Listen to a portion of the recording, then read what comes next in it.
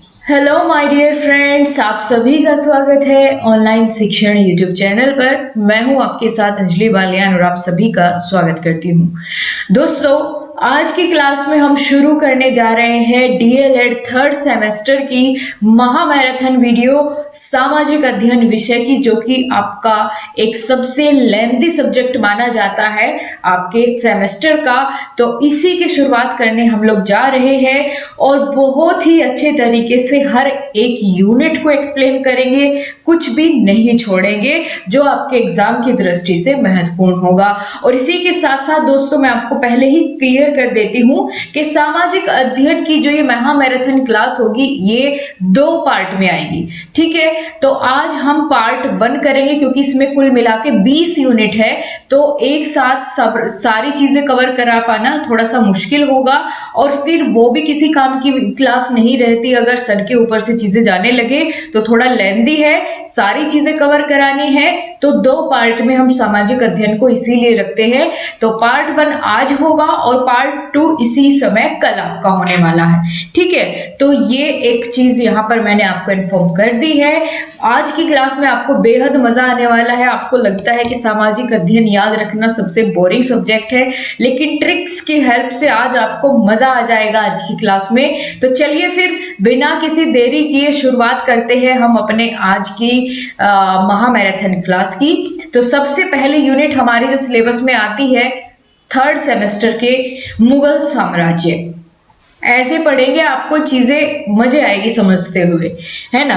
तो सबसे पहले दोस्तों, जो पेपर में पूछा जाता है सारी वही चीजें लिखी है। पहले ही बता दूं क्योंकि मैं बार बार ये नहीं बोलूंगी कि ये इंपॉर्टेंट है ये इंपॉर्टेंट है, क्योंकि ये सारी चीज वही है जो पेपर में बार बार पूछी गई है। तो ध्यान से सुनना, यूपी टेट सुपर टेट दोनों में फुल काम करेगी। आपका यूपी टेट का भी अगर पेपर है तो इससे आपकी जो ईवीएस का पोर्शन है उसकी तैयारी हो जाएगी। तो इस हिसाब से आप इस क्लास को देखिए। सबसे पहले दोस्तों, मैं आपको जब शुरुआत करने जा रहे हैं मुगल साम्राज्य की, तो आपको पता होना चाहिए मुगल साम्राज्य का संस्थापक कौन था। तो जो जितना जितना पेपर की दृष्टि से महत्वपूर्ण है उतना बताती हुई चलूंगी। तो मुगल साम्राज्य का संस्थापक कौन है? बाबर था। ठीक है, मुगल साम्राज्य का संस्थापक बाबर। और मुगलों की जो राजकीय भाषा थी जिसमें कामकाज होता था वो कौन सी भाषा प्रयोग करते थे? तो फारसी भाषा। ठीक है, फारसी में ही इनका जो इनका कामकाज होता था वो सब फारसी भाषा में ही होता था। तो मुगलों की राजकीय भाषा क्या थी? फारसी थी। पूछा गया है पेपर में, संस्थापक कौन था? बाबर था। ठीक है, तो अब चलिए सबसे पहले हम बाबर के बारे में ही पढ़ेंगे। बाबर का पूरा नाम था जहीरुद्दीन मोहम्मद बाबर। ठीक है, तो ये है बाबर। यहाँ पर आप लोग इमेज में भी देख पाएंगे। अब चलो इनके बारे में पूरा एक साथ यहाँ पर समझेंगे। इनका जो शासनकाल था वो कब से कब तक रहा? तो बाबर का शासनकाल 1526 से 1530 तक रहा। ठीक है, 1526 से 1530 तक इनका शासनकाल रहा। अब सबसे पहले हम बात करेंगे दोस्तों इनका जन्म कब और कहां हुआ था। ये भी इंपॉर्टेंट है और पूछा जाता है आपके एग्जाम में। तो बाबर का जन्म 1483 ईस्वी में फरगना में हुआ था। कहां? फरगना में। ठीक है, ये जगह का नाम आप लोग याद रखिएगा। इनके पिताजी का नाम था उमर शेख मिर्जा। उमर शेख मिर्जा, पिताजी का नाम इतना नहीं पूछा जाएगा, लेकिन जन्म की तिथि और स्थान आपको याद रखना है। 1483 और फरगना में। बादशाह की उपाधि इन्होंने कब धारण की थी? तो 1507 ईस्वी में इन्होंने बादशाह की उपाधि धारण कर ली थी। भारत पर पहला आक्रमण बाबर ने 1519 ईस्वी में किया था। अब जो इनके जितने भी आक्रमण इन्होंने किए या इनके जितने भी युद्ध थे प्रमुख, उनको हम ट्रिक से समझेंगे तो आपको सारी चीजें बढ़िया तरीके से कवर होगी। टेंशन नहीं लेना है, टेंशन फ्री होके बढ़िया से अपने रूम में जाकर के बैठो, ईयरफोन लगाओ जहां कोई आपको डिस्टर्ब ना करे, और नोट्स बनाने चाहो तो एक पेपर और पेन अपने साथ रखना, वह शॉर्ट नोट्स बनाते हुए चलना। ठीक है, वीडियो को पॉज कर करके बीच में आप लोग देख सकते हैं, जल्दी कुछ नहीं है, आराम से देखो, समझ के देखो। इसके बाद दोस्तों मैं आपको बता दूं कि भारत पर कितनी बार आक्रमण किया बाबर ने? तो 5 बार इसने आक्रमण किया। और बाबर को उसकी उदारता के लिए एक उपाधि दी गई थी कलंदर की। ठीक है, अगर पूछ ले कि बाबर को कलंदर की उपाधि क्यों दी गई थी, उसकी उदारता के लिए, बड़ा दयालु था। और अगर ये पूछ ले बाबर की उदारता के लिए उसे किस उपाधि से सम्मानित किया गया था, तो कलंदर। ठीक है, बाबर की मृत्यु कब हुई, ये भी बहुत इंपॉर्टेंट यहाँ पर बन जाएगा आपके लिए। तो बाबर की मृत्यु हुई थी 1530 ईस्वी में। कहाँ? आगरा में। कहाँ हुई थी? आगरा में हुई थी। ठीक है, याद रखिएगा, बाबर की मृत्यु 1530 ईस्वी में आगरा में हुई थी। और 1530 ईस्वी में जब इनकी मृत्यु हो गई तो इनका शासन भी खत्म हो गया। इसके बाद बाबर की जो आत्मकथा है उसका क्या नाम है? बाबर की आत्मकथा का नाम है बाबरनामा। क्या है? बाबरनामा। अच्छा, आत्मकथा किसने लिखी थी? अरे भैया, आत्मकथा दूसरा नहीं लिखता है। आत्मकथा यानी अपनी कथा जो स्वयं लिखी जाए। देखो ये लिख भी रहे हैं यहाँ बैठ करके, आत्मकथा। तो आत्मकथा का नाम है बाबरनामा, जो कि तुर्की भाषा में लिखी गई थी। ठीक है, बाबरनामा। और इसको तुजुक ए बाबरी भी कहते हैं। ठीक है, क्या कहते हैं? तुजुक ए बाबरी। या आप इन दोनों नाम में कंफ्यूज ना हो तो मैं आपको पूरा एक्सप्लेन कर दूं कि कई बार यूपी टेट में भी ये सवाल थोड़ा सा घुमा के पूछ लिया जाता है, बाबरनामा और तुजुक-ए बाबरी दोनों ऑप्शन में हो तो फिर आप लोग घबरा जाएंगे। मैं आपको बताती हूँ, जो बाबर ने अपनी आत्मकथा लिखी थी उसका नाम जो खुद से रखा था वो नाम रखा था तुजुक-ए बाबरी। ठीक है, क्या नाम रखा था? तुजुक-ए बाबरी। ठीक है, फिर तुजुक ए बाबरी ये कौन सी भाषा का नाम था? फारसी भाषा का। लेकिन जब अकबर आए इनके पोते, तो अकबर ने इसका क्या करवा दिया? अनुवाद करवा दिया। अनुवाद करवा दिया कौन सी भाषा में? फारसी भाषा में। ठीक है, अकबर ने इसका फारसी भाषा में अनुवाद करवा करके इसका नाम रख दिया बाबरनामा। ठीक है, बाबरनामा के नाम से भी जानी जाती है। तो ये आपको चीज क्लियर हो गई होगी कि बाबर की आत्मकथा अगर आपसे ये पूछे किसने अनुवाद करवाया तो अकबर ने करवाया और नाम क्या रखा? बाबरनामा। वैसे आत्मकथा का नाम क्या था? तुजुक-ए बाबरी। ये तुर्की भाषा में लिखी गई थी लेकिन इसका फारसी में अकबर ने अनुवाद करवाया था। ठीक है, अब तो कोई दिक्कत नहीं होगी। अच्छा, बाबर का बेटा कौन था? हुमायूं। तो हुमायूं बनेगा अगला उत्तराधिकारी। ठीक है, बाबर के मरने के बाद उसका उत्तराधिकारी कौन बनेगा? उसका बेटा हुमायूं। ठीक है, इतना चीजें आपको समझ में आ गई, बस इतनी बहुत है। अब इनके युद्ध देख लो आप ट्रिक से। ठीक है, इनके ट्रिक से इनके कौन कौन से इनके द्वारा लड़े गए प्रमुख युद्ध थे वो समझ लीजिए। सबसे पहले तो आपको आपकी नजर जानी चाहिए यहाँ ट्रिक पर। क्या है ट्रिक? पान खा चल घर। पान खा चल घर। बहुत आसान है, इनके युद्ध को याद रखना सबसे ज्यादा आसान काम है। आप कहेंगे मैम इसमें तो सन भी याद रखने पड़ते हैं। अरे भैया बड़े आसानी से हो जाएगी, देखो तो सही। ठीक है, पहले ट्रिक देखो, पान खा चल घर। ठीक है, इतना समझ में आया? ये एक सेंटेंस है, पान खा चल घर। इतना याद रखिएगा कि बाबर ने कहा पान खा चल घर। ठीक है, अब चलो, कहाँ चलो? घर। इसको अलग अलग करो, पान खा चल घर।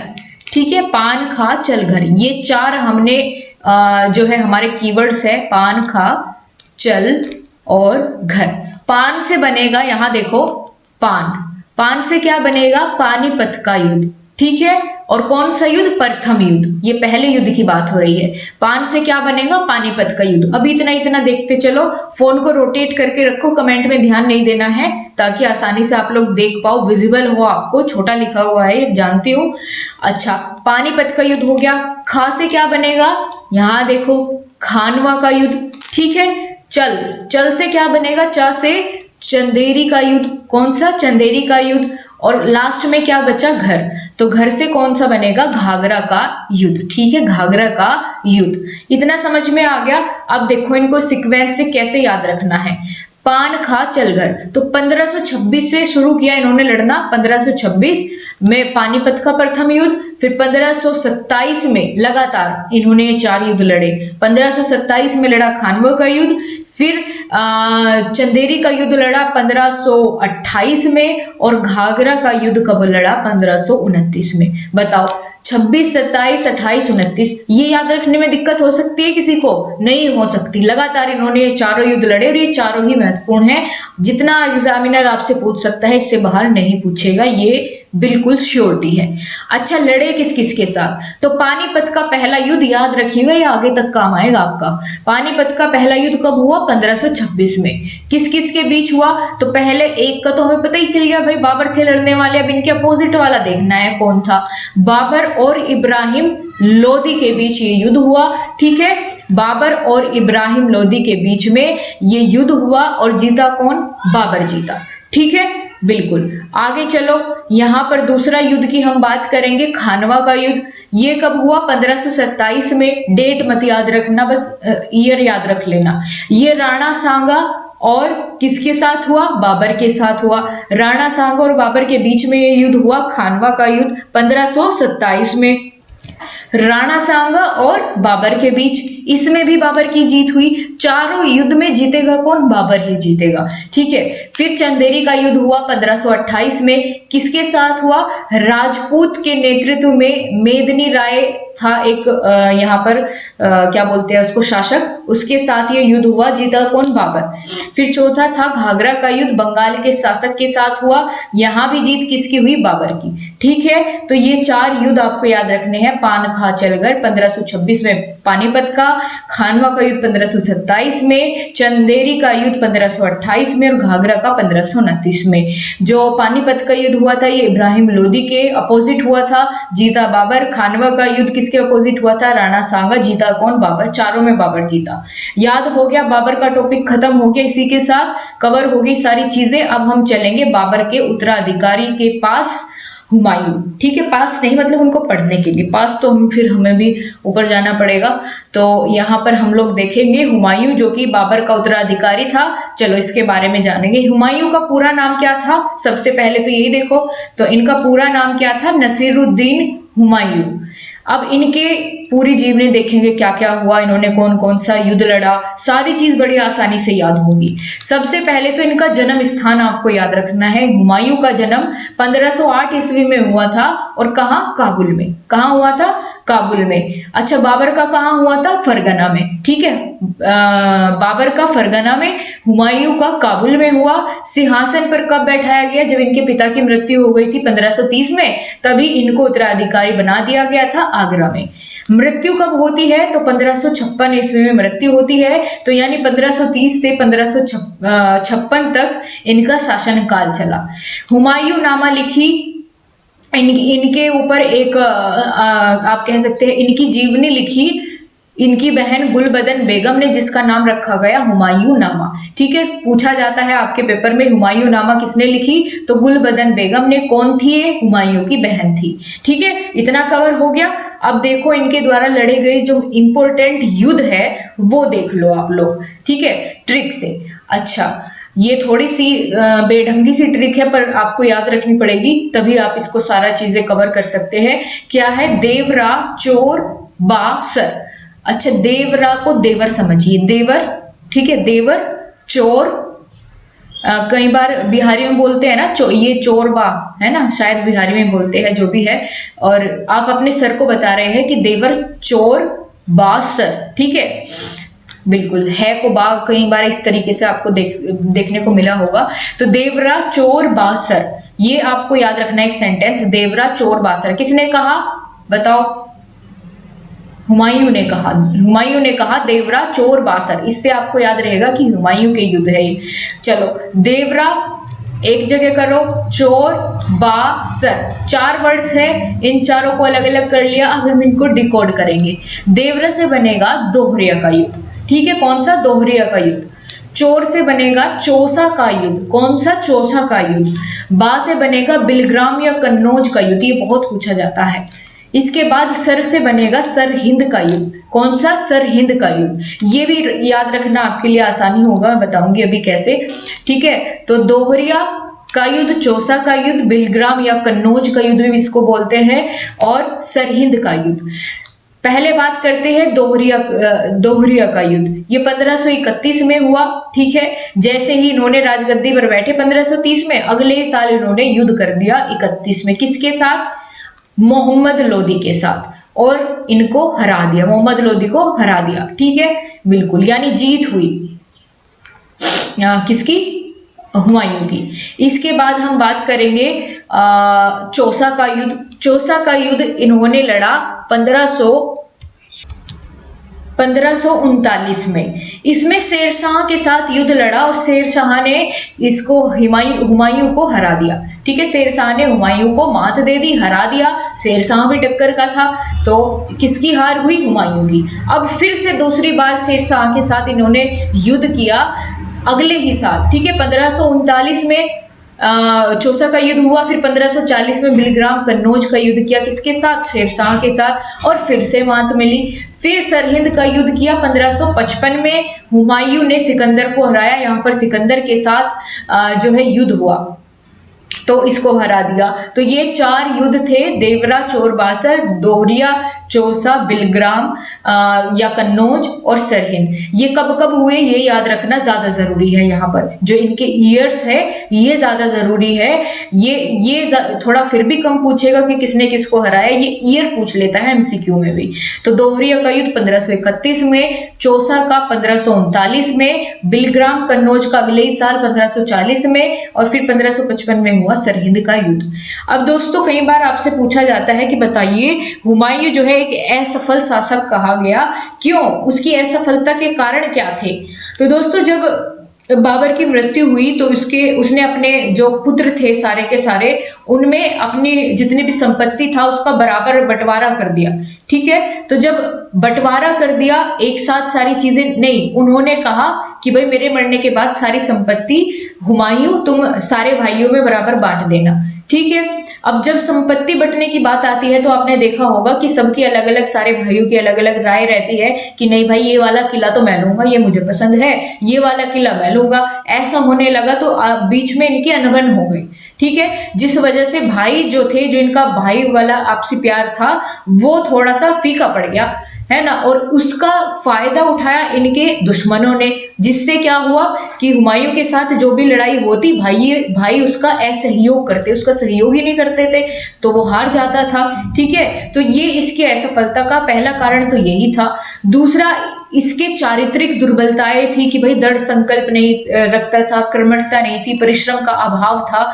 इस वजह से इसको असफलता का सामना करना पड़ा। समय का दुरुपयोग करने की वजह से शेरशाह ज्यादा योग्य था, जिस वजह से शेरशाह से 2 बार मात मिली। ठीक है, उत्तराधिकार के नियम का अभाव था। तो इस वजह से, इन सभी कारणों की वजह से हुमायूं जो है एक असफल शासनकाल इस समय का ये कहलाया। ठीक है, हुमायूं के बारे में सारी चीजें आपको पता चल गई। अब हम आगे बढ़ेंगे। अब जिसने शेरशाह सूरी ने हुमायूं को 2 बार हराया 1539 और 40 में, कौन कौन से? चौसा के युद्ध में और क्या बोलते हैं उसको, कन्नौज के युद्ध में। तो अब उसकी बारी है शासन करने की। ठीक है, तो 1540 में गद्दी पर बैठ जाता है शेरशाह सूरी। यहाँ देखो फोटो में ये बैठा गद्दी पर। ठीक है, तो 1540 से और बस 5 साल तक 1545 तक चला शासनकाल। इसका एक और नाम था शेरशाह सूरी का, जिसको कहते थे शेर खान। ठीक है, और इसने क्या की, फिर सूर साम्राज्य की स्थापना कर दी। कौन से साम्राज्य की? सूर साम्राज्य की स्थापना कर दी। तो यानी अगर आपसे पूछा जाए कि सूर साम्राज्य का संस्थापक कौन था, तो शेरशाह सूरी था। ठीक है, जन्म कहाँ हुआ था? होशियारपुर में। बड़ा होशियार था ये। होशियारपुर में इनका जन्म हुआ था 1472 में। और बचपन का नाम याद रखिएगा, बचपन का नाम बड़ा फेमस है, फरीद खां। ठीक है, क्या नाम था? फरीद खां। किसका? शेरशाह सूरी का। ठीक है, शेरशाह सूरी का क्या नाम था? फरीद खां था। मृत्यु कब हुई? 1545 में, इसीलिए बस 5 सालों तक ही ये राज कर पाया। फिर इसका मकबरा कहाँ बनाया गया? ये भी बहुत इंपॉर्टेंट बात है अपने आप में कि मकबरा कहाँ बना शेरशाह सूरी का? ये बना सासाराम, ये एक स्थान है, यहाँ पर इसका मकबरा बना। बस इतनी चीजें जान लो, ज्यादा डीप में भी नहीं जाने की जरूरत, ना ज्यादा ऊपर से जाएंगे, बस जहां जहां से आपकी जरूरी है वो देखते चलो। ठीक है, फिर इसने शेरशाह सूरी ने भूमि माप के लिए सिकंदरी गज की शुरुआत की थी। ठीक है, सिकंदरी गज भूमि मापने का एक पैमाना होता है, उसकी शुरुआत की थी। इसके अलावा दोस्तों ग्रांड ट्रैंक रोड जो जीटी रोड है उसका निर्माण करवाया था शेरशाह सूरी ने। इसके अलावा कृषकों की मदद के लिए इसने पट्टा और काबूलियत व्यवस्था भी प्रारंभ करी थी अपने समय काल में। ठीक है, तो ये कुछ इंपॉर्टेंट चीजें थी जो मैंने आपको बताई। क्या क्या? बचपन का नाम था फरीद खां, जन्म हुआ था 1472 में होशियारपुर में, सूर साम्राज्य का संस्थापक था। जब मृत्यु हुई तो मकबरा बनाया गया सासाराम में, और सिकंदरी गज पैमाने की शुरुआत की थी भूमि के मापने के लिए, ग्रांड ट्रैंक रोड का निर्माण करवाया, पट्टा और काबूलियत व्यवस्था की शुरुआत की कृषकों की मदद करने के लिए। अब भाई 1545 में जो है ये खत्म हो गया शासनकाल वगैरह। फिर हम बात करेंगे दोस्तों अकबर की। अकबर की बात करेंगे, और अकबर के बारे में मैंने आपको थोड़ी सी जानकारी बाबर के टाइम पे दी थी कि बाबर का पोता था अकबर, जिसने बाबर की जो आत्मकथा थी उसका फारसी में अनुवाद करवाया था। ठीक है, याद आ गई वो चीज? बिल्कुल याद रहनी चाहिए, भूलना नहीं है पिछली को अगर मैं आगे बढ़ती चलूं। ठीक है, चलो अकबर के बारे में जब हम बात करेंगे तो जन्म देख लो 1542 में हुआ। कहाँ? अमरकोट में। कहाँ हुआ था? अमरकोट में। पिता कौन थे? हुमायूं। दादा कौन थे? बाबर।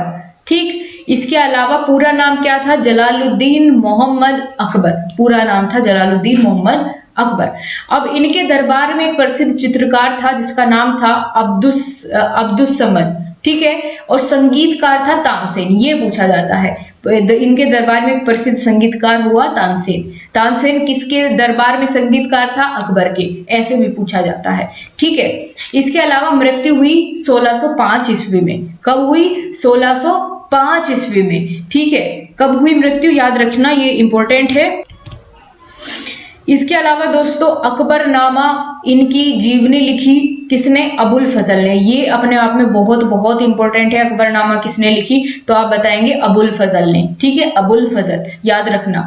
इसके अलावा इन्होंने 1557 में एक प्रथा शुरू की थी, मनसबदारी की प्रथा। कौन सी? मनसबदारी की प्रथा की शुरुआत किसने की थी? अकबर ने की थी। मनसबदारी किससे संबंधित है? अकबर। इसके अलावा इनका मकबरा कहाँ स्थित है? तो उत्तर प्रदेश के सिकंदरा में स्थित है, जिसका निर्माण किसने करवाया था? जहांगीर ने करवाया था। ठीक है, जहांगीर ने। तो ये चीजें हो गई इनके बारे में। अब जो ज्यादा महत्वपूर्ण है वो यहाँ देखो। यहाँ देखो कि अकबर ने कौन कौन से कर को समाप्त किया या कौन कौन सी प्रथा को समाप्त किया। भाई बहुत बढ़िया बढ़िया काम किए। क्या क्या? जैसे तीर्थ यात्रा पर जो कर लगाया जाता था, है ना, उसको क्या कर दिया? समाप्त कर दिया, उसको हटा दिया कि भाई तीर्थ यात्रा पर भगवान के नाम पर या किसी भी धार्मिक गुरु के नाम पर आप कोई कर नहीं लेंगे, इसको हटाओ। इसके अलावा जजिया कर हटा दिया। ठीक है, जजिया कर का को समाप्त किया। फिर जो दास प्रथा थी उस दास प्रथा का भी अंत किसने किया? अकबर ने किया। ठीक है, ये तीन चीजें आपको याद रहनी चाहिए, बिल्कुल क्लियरली बोल देती हूँ।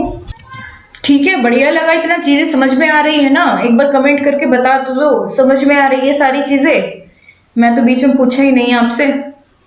चलो फटाफट से, अगर पसंद आ रही है क्लास सेशन तो लाइक करो और एक बार सारे फ्रेंड्स को अपने शेयर करके आओ। भाई इतना समय नहीं है आपके पास कि आप लोग बाद के भरोसे छोड़ करके बैठो अपनी मैराथन को। बिल्कुल आपको ये समय निकाल के देखनी ही देखनी है, सारी चीजें कवर हो जाएंगी आपकी। अगर मैं आपको बता देती हूँ सामाजिक अध्ययन का, अगर इसके अलावा आपने एक वर्ड भी कहीं से नहीं पढ़ा ना, फिर भी आप बहुत अच्छे नंबर से पास होगे और सारी चीजें आपकी पढ़ी हुई आएंगी, क्योंकि मैंने कुछ छोड़ा ही नहीं है जो आपके एग्जाम के हिसाब से जरूरी हो, तो सारी चीजें कवर होगी। ठीक है, अब हम देखेंगे दोस्तों अकबर द्वारा लड़े गए प्रमुख युद्ध किससे? ट्रिक से। लेकिन उससे पहले मैं ये बता दूं कि अकबर ने कौन कौन सी चीजें बनवाई थी, ये भी कई बार पूछ ली जाती है।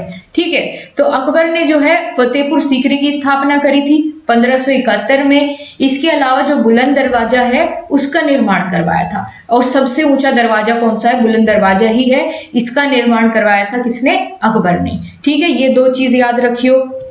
क्या इसके अलावा भी कुछ बनवाया था इन्होंने? हाँ, इन्होंने हुमायूं का मकबरा बनवाया था दिल्ली में, आगरा का किला भी बनवाया अकबर ने। ठीक है, तो ये सारी चीज हो गई अकबर से संबंधित। ये अगर आपने कवर कर ली तो हम अब आगे बढ़ जाएंगे और आगे देखेंगे अब इनके द्वारा लड़े गए प्रमुख युद्ध। ठीक है, चलो तो युद्ध देखते हैं। सबसे पहले ट्रिक देखो यहाँ पर, हेमा पानी दो। ठीक है, हेमा पानी दो, ये बस इतना याद रखना है, हेमा पानी दो। पहले इतना देखो, फिर दूसरा सेंटेंस है हल्दी महाराज आ गए हैं। हेमा पानी दे दो, हल्दी महाराज आ गए हैं। ठीक है, एक सेंटेंस है ये पूरा, और इसमें दो युद्ध के बारे में हमने जानना है। पहला कौन सा, हेमा पानी दे, वो पानी दो, यानी हेमू, और इसके अलावा पानी दो से मतलब है पानीपत का द्वितीय युद्ध। ठीक है, पानी दो से मतलब क्या है, पानीपत का द्वितीय युद्ध। ये आपको ये ट्रिक में समझाने की कोशिश की गई है, क्योंकि पानीपत का प्रथम युद्ध तो पहले ही हो गया था। ठीक है, बिल्कुल, तो वहां वो पहले वाला हो गया, अब दूसरा युद्ध लड़ेगा अकबर पानीपत का। तो पानीपत का द्वितीय युद्ध हेमा पानी दो हेमू के साथ हुआ, अकबर का पानीपत का द्वितीय युद्ध। ठीक है, ये रहा हेमा से हेमू, और पानी दो का यानी पानीपत का द्वितीय युद्ध, और किसके साथ हुआ, अकबर के साथ हुआ, अकबर और हेमू के बीच में, और अकबर जो है इसमें जीता। ठीक है, अकबर का सेनापति इस लड़ाई में कौन था, मान सिंह था। ठीक है, तो ये चीज आपकी हुई कवर। अच्छा, अब इसका ये सन जरूर याद रखना, पहला कब हुआ था 1526 में पानीपत का प्रथम युद्ध, अब दूसरा कब होगा 1556 में। ठीक है, 1556 में क्या हुआ, पानीपत का द्वितीय युद्ध। एक युद्ध आपका कवर हो गया, दो ही याद रखने बस इनके बारे में, एक तो पानीपत का द्वितीय युद्ध, अब दूसरा क्या बचा हमारा, हल्दी महाराज आ गए हैं। ठीक है, यानी हल्दी घाटी का युद्ध। हल्दी घाटी का युद्ध जो है वो किसके साथ, महाराज से, यानी महाराणा प्रताप। हल्दी घाटी का युद्ध हुआ महाराणा प्रताप के साथ 1576 में। बस ये हल्दी घाटी का युद्ध लड़ा और पानीपत का दूसरा युद्ध लड़ा, यही दो याद रखना आप, यही इंपॉर्टेंट है। ठीक, अब चलो आगे देखेंगे अकबर की धार्मिक नीति का व्यवहारिक रूप। ये भी पूछ लिया जाता है कि अकबर की धार्मिक नीति कौन कौन सी थी, तो इस चीज को भी मैं यहीं पर आपका क्लियर करती चलूं, आपका एक टॉपिक ही कंप्लीट हो जाएगा। तो कौन कौन सी इसकी धार्मिक और व्यवहारिक नीतियां थी, जिसकी वजह से बहुत अपने समय पर क्या था, बहुत ही फेमस था, काबिल माना जाता था। तो सबसे पहला क्या था, इसने जजिया कर समाप्त कर दिया, जो कि हिंदुओं पर कर लगाया जाता था 1564 में। ठीक है, 1564 में ये कर समाप्त कर दिए, जिसकी वजह से भाई लोग बाग इनके फेवर में हुए। इसके अलावा हिंदुओं को उच्च राजकीय पदों पर नियुक्त किया। इन्होंने भेदभाव वाली सिचुएशन नहीं रखी कि भाई हिंदुओं को अपने दरबार में नियुक्त नहीं करना है ऊंचे पदों पर, तो इन्होंने हिंदुओं को उच्च राजकीय पदों पर भी नियुक्त किया। इसके अलावा हिंदू परंपराओं को खुद भी अपनाया। इनका बहुत ज़्यादा दिलचस्पी थी कि ये सारी चीज़ों को सुने, सबके धर्मों के बारे में पढ़े। ठीक है, तो सारी किसी भी धर्म की कोई भी अच्छी बात होती थी तो ये उसको अपना लेते थे। इसके अलावा विभिन्न धर्मों का आदर करते थे। दीन ए इलाही धर्म की शुरुआत इन्होंने की थी 1582 में। कौन से, दीन ए इलाही। अगर पूछा जाए दीन ए इलाही के प्रवर्तक कौन थे इस धर्म के, तो अकबर। ठीक है, इतनी चीजें याद रहेंगी तो बस इससे बाहर नहीं पूछेगा आपसे एग्जामिनर। अब चलो आगे बढ़ जाएंगे हम जहांगीर पर। ठीक है, जहांगीर के बारे में देखेंगे। शासनकाल कब से कब तक रहा, 1605 से 1627 ईस्वी तक। जहांगीर की जो बेगम थी उसका नाम था नूरजहां। अब चलो यहाँ पर देखो, अकबर का उत्तराधिकारी था ये जहांगीर, और इसको बचपन में सलीम के नाम से जाना जाता था। किसके, सलीम। ठीक है, आपने अगर वो जोधा अकबर वाला सीरियल भी कभी देखा हो तो आपने देखा होगा, उसमें अकबर का बेटा था सलीम, है ना। उसकी रुकैया बेगम, जोधा बेगम, थोड़ा सा मैंने भी देखा है तो अकबर का उत्तराधिकारी कौन था, सलीम, जिसको जहांगीर के नाम से बाद में जाना जाने लगा। जन्म कब हुआ, 1569 में। इसके अलावा देखो, अब याद रखना जो मेन चीजें वो वही लिखी हुई है, मैंने यहाँ पर मजाक से हट के ध्यान से सुनना। सबसे पहला तो ये पता चल गया आपको। अब इससे भी ज्यादा इंपॉर्टेंट ये है कि सिखों के 5वें गुरु अर्जुन देव को फांसी किसने दिलवाई थी, जहांगीर ने। ठीक है, याद रखिएगा, ये चीज बहुत पूछी जाती है आपके कॉम्पिटिटिव एग्जाम में भी, जैसे यूपी टेट, सी टेट हो गया आपका। सी टेट में तो नहीं पूछी जाती, लेकिन यूपी टेट में, सुपर टेट में ये आ जाती है, आपकी आई हुई है पेपर में। तो याद रखना, सिखों के 5वें गुरु अर्जुन देव को फांसी दिलवाई थी किसने, जहांगीर ने। जहांगीर के शासनकाल में हुई थी सिखों के 5वें गुरु अर्जुन देव को फांसी। ठीक, इतनी चीज हो गई। अब इनके जो समय, जहांगीर का समय काल था, ये बहुत ही ज्यादा क्या था, चित्रकला पर या चित्रकला को बढ़ावा देता था, या बहुत ज्यादा चित्रकला इनको भी पसंद थी। और चित्रकला का सबसे ज्यादा विकास जिसके शासनकाल में हुआ वो था जहांगीर। तो चित्रकला का उत्कर्ष हुआ, यानी चित्रकला का सर्वाधिक विकास किसके शासन में हुआ, जहांगीर के। ये पूछा जाता है आपके डीएलएड के एग्जाम में। इसके अलावा इनके दरबार का जो सबसे बड़ा चित्रकार था वो था मनोहर। ठीक है। इसके अलावा दोस्तों इन्होंने अपनी आत्मकथा लिखी, यानी आत्मकथा जहां लिखा है तो समझ जाना अपने आप लिखी है। आत्मकथा लिखी तुजुके जहांगीरी, ठीक है, तुजुके जहांगीरी या तुजुक ए जहांगीर, ठीक, ये आत्मकथा लिखी। इसके अलावा जहांगीर द्वारा विजित राज्य कांधार, मेवाड़, अहमदनगर और कांगड़ा, ये सारे इसने जीत रखे थे, सारे के सारे राज्य कांधार, मेवाड़, अहमदनगर और कांगड़ा, ठीक है। शालीमार बाग की स्थापना की थी जहांगीर ने, कहाँ, श्रीनगर में, और अकबर का मकबरा बनवाया था सिकंदरा में, ठीक है। ये चीज आप याद रखोगे। जो मैंने बताया ना चित्रकला का सर्वाधिक विकास हुआ जहांगीर के शासन में, आप इसको ऐसा भी कह सकते हैं कि चित्रकला का क्या है, ये स्वर्ण क्या बोला जाता था, स्वर्ण युग, या आप कह सकते हैं इसको चित्रकला का क्या स्वर्ण काल भी इसको कहा जाता था, स्वर्ण काल, ठीक है, ऐसे भी हम इसको बोल सकते हैं क्योंकि सबसे ज्यादा विकास इसी समय पर हुआ। इसके अलावा दोस्तों जो अकबर ने ये दीन ए इलाही धर्म की शुरुआत की थी ना, ये जहांगीर ने क्या कर दी, समाप्त कर दी। इनको अच्छा नहीं लगा, नहीं भाई ये सही नहीं है, तो ये समाप्त कर दिया जहांगीर ने, ठीक है। ये चीज भी आप लोग इनके बारे में याद रखेंगे, बस यही चीजें थी। आगे बढ़ो, आगे हम लोग देखेंगे शाहजहां के बारे में। तो देखो यहाँ पर फूल की खुशबू सूंघ रहे हैं शाहजहां। तो इनका शासनकाल था 1627 से 1657 के बीच। अच्छा, बचपन का नाम बड़ा मजेदार था, खुर्रम। क्या नाम था, खुर्रम, ठीक है। शाहजहां के बचपन का नाम खुर्रम था। और मृत्यु मत याद रखो, जरूरी नहीं है कब हुई, बाकी ये ध्यान रखो कि आना यानी सिक्के का प्रचलन, आना बोला जाता था सिक्के को, तो इसका प्रचलन शाहजहां के समय में हुआ। और सबसे ज्यादा जरूरी जो इनके बारे में आपको याद रखना है वो ये है कि किस किस स्थल का या किस किस बोलते हैं ना कि धरोहर का निर्माण इनके समय में हुआ था या शाहजहां ने करवाया था, ठीक है। ये चीज ज्यादा इंपॉर्टेंट है आपके लिए। तो सबसे पहले तो आप लोग जानते हैं ताजमहल, ठीक है। और ताजमहल को का निर्माण करने वाले जो कलाकार थे उसका नाम था उस्ताद अहमद लाहौरी, ठीक है, उस्ताद अहमद लाहौरी। इसके बाद हम बात करें मयूर सिंहासन, दिल्ली का लाल किला, दीवाने आम, दीवाने खास, दिल्ली की जामा मस्जिद, आगरा की मोती मस्जिद, ये सब का निर्माण किसने करवाया, शाहजहां ने करवाया, ठीक है। ये याद रखिएगा आप सभी, ये किसने करवाया, शाहजहां ने करवाया, ठीक है। मोती मस्जिद, मयूर सिंहासन, जामा मस्जिद, ठीक है, दिल्ली की जामा मस्जिद, और दीवाने आम, दीवाने खास, दिल्ली का लाल किला और मयूर सिंहासन, ये सब का निर्माण करवाया शाहजहां ने। इसी वजह से इनके समय काल को स्थापत्य कला का स्वर्ण काल कहा गया। ये इंपॉर्टेंट है, ये ज्यादा जरूरी आपके पेपर में पूछा जाता है कि बताओ चित्रकारी का स्वर्ण काल किसका था या स्थापत्य का स्वर्ण काल किसके समय काल को कहा जाता है। तो ये दोनों चीजें आपको पता होनी चाहिए। चित्रकारी का मैंने किसका बताया, जहांगीर का, और स्थापत्य कला का स्वर्ण काल किसका था, बताओ जल्दी से किसका था, शाहजहां, ठीक है। और शाहजहां ने अपनी जो राजधानी थी वो आगरा से दिल्ली स्थानांतरित की थी, ये भी आपको पता हो, ठीक है, आगरा से दिल्ली स्थानांतरित की थी। तो ये सारी बातें हो गई शाहजहां से संबंधित, बस इससे ज्यादा आपसे नहीं पूछेगा।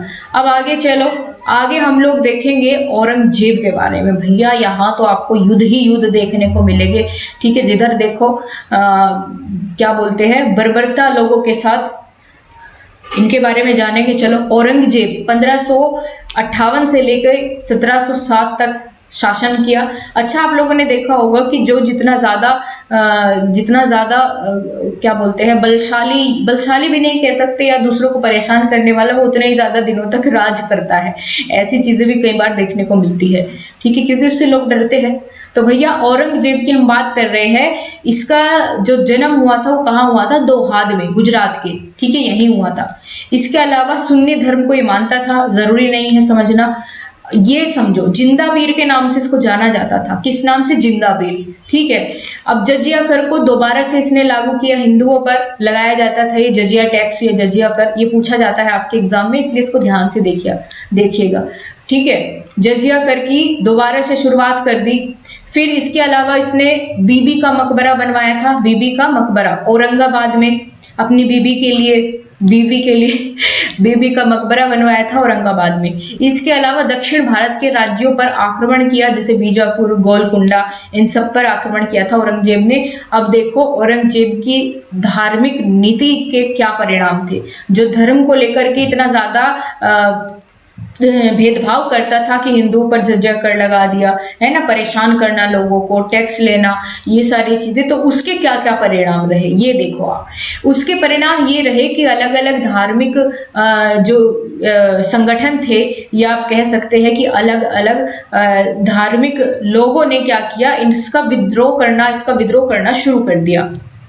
तो किस किस ने विद्रोह किया? पहला विद्रोह किया जाटों ने, ठीक है, जाटों का विद्रोह हुआ, जिसका नेतृत्व कर रहे थे गोकुला और राजा राम, ठीक है, गोकुला और राजा राम। इन्होंने आगरा में जो है औरंगजेब के खिलाफ विद्रोह करना शुरू कर दिया कि भैया ये तो आप लोग जो है गलत कर रहे हो, ऐसा नहीं होना चाहिए, ऐसे ऐसे करके। तो जाटों ने विद्रोह किया। इसके अलावा जो क्या बोलते हैं, सतनामियों का विद्रोह झेलना पड़ा औरंगजेब को, सिखों का विद्रोह झेलना पड़ा, ठीक है, क्योंकि इसने गुरुद्वारे तोड़वा दिए थे उनके, और जबरदस्ती इस्लाम धर्म स्वीकार करने को मजबूर किया था लोगों को। तो इस वजह से सिखों का भी विद्रोह झेलना पड़ा, राजपूतों का विद्रोह झेलना पड़ा। तो इन सब ने क्या किया, इसके खिलाफ विद्रोह किया, क्योंकि ये जो है धार्मिक नीति को अपना रहा था जो कि गलत थी शासन करने के लिए, ठीक है। तो ये औरंगजेब के शासन काल की सारी चीजें हो गई। अब हम एक बार पूरे का रिवीजन करेंगे इस एक छोटे से शॉर्ट नोट की हेल्प से, पूरे मुगल साम्राज्य को खोल के रख देंगे, ठीक है। तो मुगल वंश के शासक और उत्तराधिकारी, ठीक है, कब से कब तक शासन किया, फटाफट सारी चीजें देखते हुए चलेंगे, और जितनी भी चीजें अभी तक बताई है वो सारी चीज आपको यहाँ पर देखने को मिल जाएगी, ठीक है। अब दोस्तों सबसे पहले हमने क्या जाना था कि मुगल वंश का संस्थापक था बाबर, और बाबर किस वंश से संबंध रखता था ये चीज मैंने वहां आपको नहीं बताई, यहां समझ लीजिए। ये तैमूर वंश से संबंध रखता था, ठीक है, इसके बाबा या पापा जो भी है वो तैमूर वंश से संबंधित थे। तो तैमूर वंश का था ये बाबर। फिर इसने नए वंश की शुरुआत कर दी, मुगल वंश की, ठीक है। पूरा नाम क्या था? जहीरुद्दीन मोहम्मद बाबर। समय 1526 से 1530 तक शासन किया।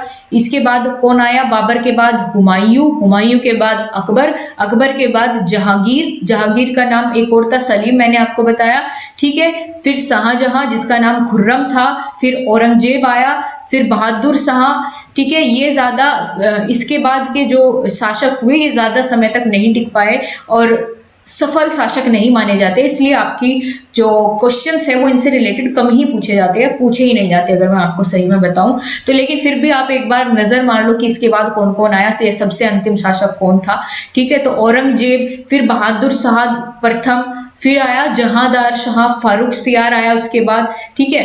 फिर आया रफी उद दरजात, फिर शाहजहां द्वितीय, फिर मोहम्मद शाह, अहमद शाह, आलमगीर द्वितीय, ठीक है। फिर इसके बाद शाह आलम द्वितीय, फिर अकबर शाह द्वितीय, फिर बहादुर शाह जफर। तो सबसे अंतिम शासक कौन था बस ये देख लो। अब आप बीच के इनको खा जाओ, छोड़ दो, ठीक है, ये जरूरी नहीं है, ना पूछे जाते ना ही आपके काम के हैं। बस ये देखो अंतिम शासक कौन था, बहादुर शाह जफर जो है अंतिम शासक था, ठीक है। बस ये याद रखना है यहाँ पर। अब देखो इधर साइड में आपको दिख रहे होंगे मुगल शासकों के मकबरे, ठीक है। ये मकबरे से क्वेश्चन पूछा जाता है, एक बार ध्यान से, आपको मैं ऊपर भी बता दिया है सबके साथ साथ, एक बार यहाँ पूरे को फटाफट से देखते हैं, रिवाइज करते हैं। बाबर का कहाँ है? आगरा में है। फिर उसको बाद में काबुल जो है इसके मकबरे को बनाया गया। इसके पीछे भी एक कहानी है, अगर समय ज़्यादा होता तो मैं आपको ज़रूर सुनाती, और शायद मैंने जब यूपी टेट की तैयारी आपकी कराई थी उसमें मैंने ये कहानी आपको बताई थी। लेकिन यहाँ आपकी मैराथन चल रही है और आपके पास समय भी कम है, तो मेन चीज़ें ज़रूरी है एग्जाम के पॉइंट ऑफ व्यू से वो समझते हुए चलो, ठीक है। तो बाबर का मकबरा कहाँ? आगरा में, और फिर बाद में उसको काबुल में बनाया गया। हुमायूं का कहाँ है? दिल्ली में। अकबर का आगरा में है, आगरा में बनाया गया। जहांगीर का लाहौर में बना, शाहजहां का आगरा में बना, ठीक है, और औरंगजेब का औरंगाबाद में बना। ये मकबरे हो गए। इसके बाद बाबर के द्वारा लड़े गए कौन कौन से युद्ध थे मैंने आपको बता दिया। पानखा चलगर, पानीपत का युद्ध 1526 में, खानवा का युद्ध 27, चंदेरी का युद्ध 28, घाघरा का युद्ध 29, ठीक है। ये समझ में आ गई। अच्छा, ये भी बताया था कि बाबर की जो आत्मकथा थी वो क्या थी, तुजुक ए बाबरी, जिसका अनुवाद करवाया था फारसी में किसने, अकबर ने, जिसका नाम बाद में रख दिया बाबरनामा। ठीक है, समझ में आई बात। अकबर के नवरत्न, अकबर के दरबार में कौन कौन से जो है 9 इसके प्रमुख मेंबर थे, आप कह सकते हैं मंत्री थे या नवरत्न थे, कौन कौन थे, अबुल फजल, फौजी बिरबल या तानसेन, राजा मानसिंह टोडरमल, ठीक है, अब्दुल रहीम खान खाना और मुल्ला दो प्याजा, हकीम हुमायूं। ठीक है, ये सब ये 9 रत्न थे इसके अकबर के दरबार के। अच्छा, जो मैंने अभी आपको मकबरे बताए उनको ये याद रखने की ट्रिक भी है, आप लोग देख लेना। अभी वैसे तो आपके याद हो गए होंगे, मैंने 2 बार रिपीट कर दिया है चीज़ों को, लेकिन यहाँ ट्रिक से लिखे गए हैं। अभी चलो मैं आगे बढ़ती हूँ, मैं यही मानकर चल रही हूँ कि आपके याद हो गए होंगे। अगर फिर भी कहीं दिक्कत है तो इस वीडियो को पॉज करके आप ये ट्रिक देख लेना, आपको ये याद हो जाएगी। ठीक है, चलो अब हम आगे चलेंगे। मुगल कालीन प्रशासन कैसा था, ये थोड़ा सा आप लोग समझते हुए चलो, इसके साथ फिर यूनिट खत्म हो जाएगी, आगे बढ़ेंगे। तो मुगल कालीन प्रशासन कैसा था उस समय पर, तो मुगल प्रशासन के दौरान जो है वो जिलों को सरकार के नाम से जाना जाता था, जिले को सरकार के नाम से जाना जाता था। इसके अलावा शासन की सुविधा के लिए जो सूबे होते थे या प्रांत होते थे, कई सरकारों में इसको बांट दिया जाता था, यानी कई जिलों में इनको बांट दिया जाता था, जिससे कि शासन की जो व्यवस्था है वो बनी रहे। ठीक है, कहीं भी ऐसा ना हो कि भाई कंट्रोल से बाहर हो रही है पब्लिक, तो इस वजह से सुविधा के अनुसार क्या करते थे, इनको जिलों में बांट देते थे, जिले को कहते थे सरकार। ठीक, मुगल काल में मीर बख्शी सैन्य विभाग का प्रधान था, जो सैन्य विभाग था तो उसका प्रधान बनाया गया मीर बख्शी को। मुगल प्रशासन में मुहतसिब जन आचरण के निरीक्षण विभाग का प्रधान था। अगर पूछा जाए जन आचरण के निरीक्षण विभाग का प्रधान कौन था, तो ये था।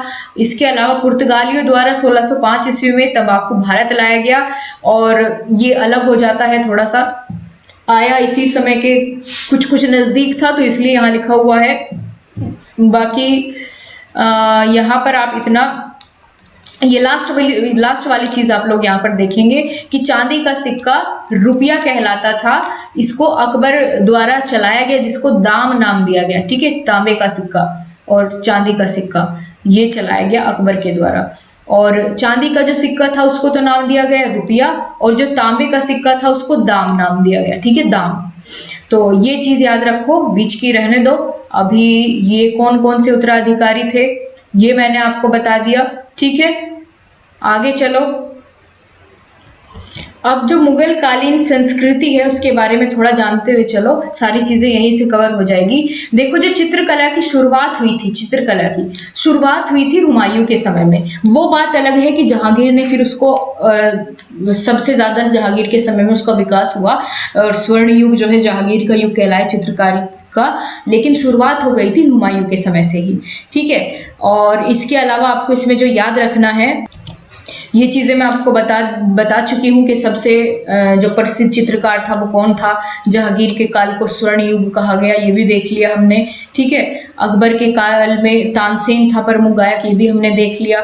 इसके बाद औरंगजेब जो है संगीत विरोधी था, लेकिन फिर भी कुशल वीणा वादक था, वीणा बजाता था, ये हो गया। ठीक है, अब आगे चले। जो अकबर के दरबार में तानसेन था नवरत्न में से एक, तो इसने उपाधि दी थी तानसेन को अकबर ने, कंठाभरण वाणी विलास की उपाधि दी थी। ठीक, अब चलो आगे बढ़े। ये हुमायूं का मकबरा आपको मैं चीजें बता चुकी हूँ। 4 बाग पद्धति किसने शुरू की, ताजमहल किसने बनवाया, ये सारी चीजें हो गई। यहाँ एक बार फिर से चीजों को एक्सप्लेन किया गया है ताकि कहीं कोई कमी ना रहे।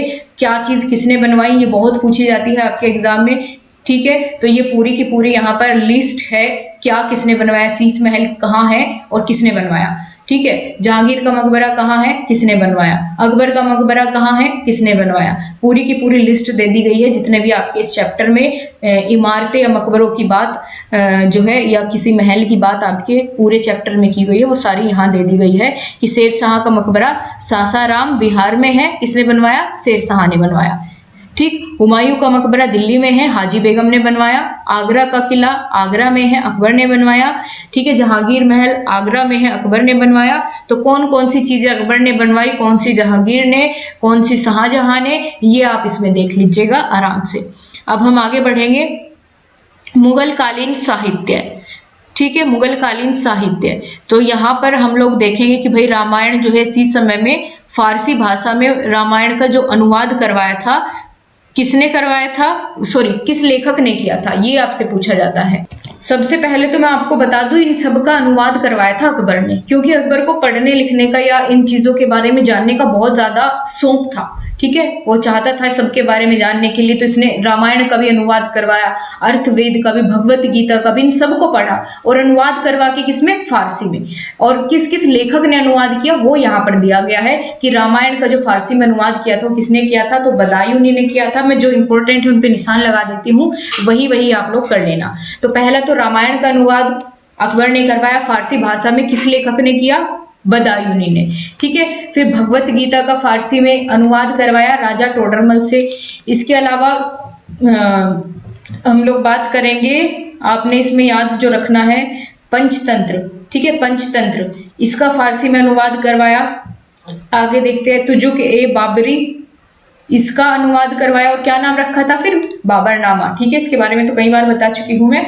आगे चलो, और क्या आपसे पूछ सकता है, और आपसे क्या इसमें पूछ सकता है, आप इसमें से और बस इतने ही कर लेना आप, इतने ही काफ़ी है। ठीक है, ये तो फिर जिसको पूरी ही डीप नॉलेज चाहिए होते हैं ना, कुछ बच्चे के मैम ये छूट गया वो छूट गया, तो ये सारी चीज़ यहाँ पर कवर हो गई।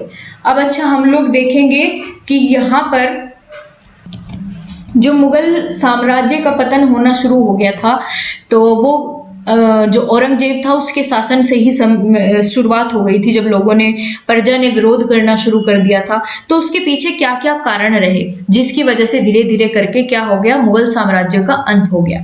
तो शुरुआत कहाँ से होती है, औरंगजेब के शासनकाल से, क्योंकि इसने धार्मिक नीति अपनाई थी। इस वजह से औरंगजेब की जो दक्षिण नीति थी, दक्षिण पर आक्रमण किए थे बहुत बार, और औरंगजेब के बाद के जो सम्राट हुए वो सारे अयोग्य थे। इसके अलावा साम्राज्य के अमीरों का पतन, ठीक है, और मनसबदारी प्रथा और आर्थिक दिवालियापन, इन सब के कारण मुगल साम्राज्य का धीरे धीरे धीरे धीरे अंत हो गया। ठीक है, इसके साथ ही, इनके अंत के साथ ही आपकी पहली यूनिट खत्म हो गई। सबसे तगड़ी और बलवान यूनिट यही थी, इसी में ज्यादा समय लगा। अब आगे तो हम बिल्कुल मलाई की तरह भागे भागे चले जाएंगे। सेकंड यूनिट शुरू होती है जिसमें हम शुरुआत करेंगे मराठा साम्राज्य की। ठीक है, मराठा साम्राज्य की। मराठा साम्राज्य का संस्थापक कौन थे, शिवाजी। कौन थे, शिवाजी थे। जन्म कहाँ हुआ था, तो महाराष्ट्र के शिवनेर दुर्ग में हुआ था 1627 ईस्वी में। माता का नाम जीजाबाई, पिता का नाम शहाजी भोसले और गुरु का नाम था समर्थ रामदास। ठीक है, अब यहाँ से आपको क्या याद रखना है वो बता देती हूँ। मराठा साम्राज्य का संस्थापक, जन्म और स्थान, बस इतना याद रख के आगे बढ़िएगा। मराठों का सर्वाधिक उत्थान किसके काल में हुआ, तो शिवाजी के काल में हुआ, क्योंकि इन्होंने मराठा साम्राज्य की स्थापना की। उत्थान भी सबसे ज्यादा काम इन्हीं के काल में हुआ। और शिवाजी का उत्तराधिकारी कौन बना था, संभाजी। ठीक है, संभाजी था। शिवाजी की मंत्री परिषद के सदस्य कितने थे, 8 सदस्य थे, जिनको अष्टप्रधान कहा जाता था। क्या कहा जाता था, अष्टप्रधान। किसके शासनकाल में, शिवाजी के। ठीक है, और इसके आगे हम लोग जो इसमें बात करेंगे, शिवाजी द्वारा लगाए गए कर कौन कौन से थे, टैक्स कौन कौन से थे, तो चौथ कर और सरदेशमुखी कर। ठीक है, ये 2 कर शुरू किए गए शिवाजी के द्वारा। इसके अलावा शिवाजी ने सूरत को 1664 और 1670 में लूटा था शिवाजी ने। इसके अलावा जो पुरंदर की संधि है, ये ध्यान रखिएगा आप, संधि कब होती है कि भाई जब लगता है कि सामने वाले को कि मैं हार रहा हूँ, तो वो लड़ाई खत्म करके आपस में संधि कर लेते हैं। ठीक है, सुलह कर लेते हैं। तो इसी तरीके से जब जय सिंह के साथ शिवाजी की लड़ाई हुई तो इनके बीच में संधि हुई, उसका नाम दिया गया पुरंदर की संधि।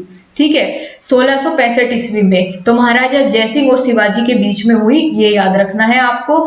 इसके अलावा शिवाजी को औरंगजेब ने जो है 1666 में जयपुर भवन में कैद कर लिया था। जहां किसने कर लिया था, औरंगजेब ने। फिर 16 अगस्त 1666 को ही वहां से ये भाग निकले थे। ठीक है, औरंगजेब ने इनको कैद कर लिया था। अब अच्छा आगे बात करेंगे हम, जो शिवाजी के शासन व्यवस्था थी इसकी क्या क्या विशेषताएं थी, क्या क्या खूबियां थी, ये हमको इसमें देखना है। अब दोस्तों हम लोग बात करेंगे शिवाजी की जो शासन व्यवस्था थी उसकी क्या क्या विशेषताएं थी। ठीक है, तो ये हम लोग देखेंगे इनके समय काल की जो विशेषताएं थी, इनके शासन व्यवस्था कैसी थी। तो शिवाजी का शासन प्रबंध मजूमदार के अनुसार, जो इन्होंने मजूमदार ने इनके बारे में बताया है, तो इन्होंने बताया कि वह केवल एक निर्भीक सैनिक एवं सफल विजेता ही नहीं था बल्कि अपनी प्रजा का प्रबुद्ध शासक भी था। ठीक है, तो इनकी विशेषता बताई है इन्होंने शिवाजी के शासन से संबंधित। इसके अलावा जो इनका केंद्रीय प्रशासन था वो अष्ट प्रधान के हाथों में होता था, 8 प्रधान होते थे। अभी इनके बारे में भी आपको बताऊंगी। ठीक है, प्रांतीय प्रशासन कैसा था, तो यहाँ पर स्थानीय शासन की अलग व्यवस्था थी, सैनिक व्यवस्था भी थी, किलों का प्रबंधन भी था। ठीक है, सेना के में कठोर अनुशासन था इनके समय में। आय के साधन इनके समय में क्या क्या था, भूमि कर व्यवस्था थी। ठीक है, चौथ और जो सरदेश मुखी कर इन्होंने चलाए थे, तो ये इनके आय के साधन थे। प्रजा को सुख संपन्न और न्याय व्यवस्था का ये पूरा ध्यान रखते थे। इसके अलावा दोस्तों 1680 में इनकी 53 वर्ष की आयु में मृत्यु भी हो गई थी। फिर बात करें शिवाजी के राज्य के प्रशासन के लिए केंद्रीय स्तर पर 8 प्रधान थे या अष्ट प्रधानों की व्यवस्था की गई थी। वो अष्ट प्रधान कौन कौन से थे, जैसे राजा का मंत्री, उसको नाम दिया गया था पेशवा। ठीक है, फिर अमात्य किसे कहते थे, वित्त या राजस्व मंत्री को, तो इनके शासनकाल में जो राजस्व मंत्री था उसको नाम दिया गया था अमात्य। फिर जो दैनिक कार्यवाहियों का विवरण रखता था उसको नाम दिया गया था इन्होंने वाक्या नवीस या मंत्री कहते थे उसको। फिर एक पद ये हो गया, अष्ट प्रधान में से 3 प्रधान की बात कर ली। चौथा प्रधान सचिव था जो राजकीय पत्र व्यवहार का कार्य देखता था। फिर एक था सुमंत या दबीर उसको बोलते थे, विदेश मंत्री था इनके शासनकाल में। ठीक है, सेनापति, और इधर पंडित राव जो धार्मिक कार्य करता था। फिर एक न्यायाधीश था। तो इस प्रकार से अष्ट प्रधान इनके जो शासनकाल में इन्होंने अष्ट प्रधानों को केंद्रीय व्यवस्था को जो है कंट्रोल करने के लिए इनको बनाया गया था, अलग अलग फील्ड्स के, कि भाई कोई वित्त मंत्री है, कोई सचिव है। तो इस प्रकार से ये इनका क्या था, व्यवस्था थी। इसके अलावा मैंने आपको बता दिया कि ये दोनों कर जो है शिवाजी के द्वारा लगाए गए थे। ठीक है, इसके अलावा जो आपको इसमें याद रखना है, ये पॉइंट और आप लोग इसमें देख लीजिए इस यूनिट का आखिरी, कि जो अहिल्याबाई थी ये मराठों के होलकर वंश की शासिका थी। ठीक है, ये इनके बारे में भी थोड़ा सा बस यहाँ पर आप लोग जान लीजिए। बस इतनी जानकारी सेकंड यूनिट में आपके लिए बहुत काफी होगी, मोर देन सफिशिएंट आपके लिए क्लास भी होगी। अब हम दोस्तों आगे बढ़ेंगे और हम बात करने वाले हैं अब थर्ड यूनिट पर, जिसका नाम है भारत में यूरोपियों का आगमन। ठीक है, और इस यूनिट की शुरुआत करने से पहले एक छोटा सा मोटिवेशनल थॉट आपके लिए बिल्कुल हो जाना चाहिए, ताकि जो ऊर्जा आपके अंदर शुरुआत में थी वो एक बार फिर से बूस्ट अप हो और फिर हम 1 घंटा आराम से आगे तक कवर करें। बहुत सारी चीज़ें कवर करनी है, अभी तो 2 ही यूनिट कंप्लीट हुई है, पर ऐसी हो जाएगी कि आपको इसमें कोई परेशानी नहीं रहेगी आगे तक। ठीक है, अगर आप लोग ध्यान से सुनते हैं, शर्त यही है।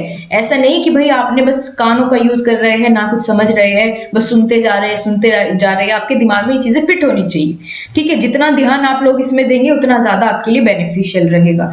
अच्छा, मोटिवेशनल थॉट ये है कि या तो जो आपको पसंद है उसे हासिल करना सीख लो, या अपनी जिंदगी को देखिए, अगर अच्छी जिंदगी जीना चाहते हो तो 2 तरीके हैं। पहला क्या, जो आपको पसंद है उसे हासिल करना सीख लो, चाहे उसके लिए कितनी भी मेहनत लगे। या फिर दूसरा है कि जो आपको पहले से आपके पास है, हासिल है, उसी में खुश रहना सीख लो।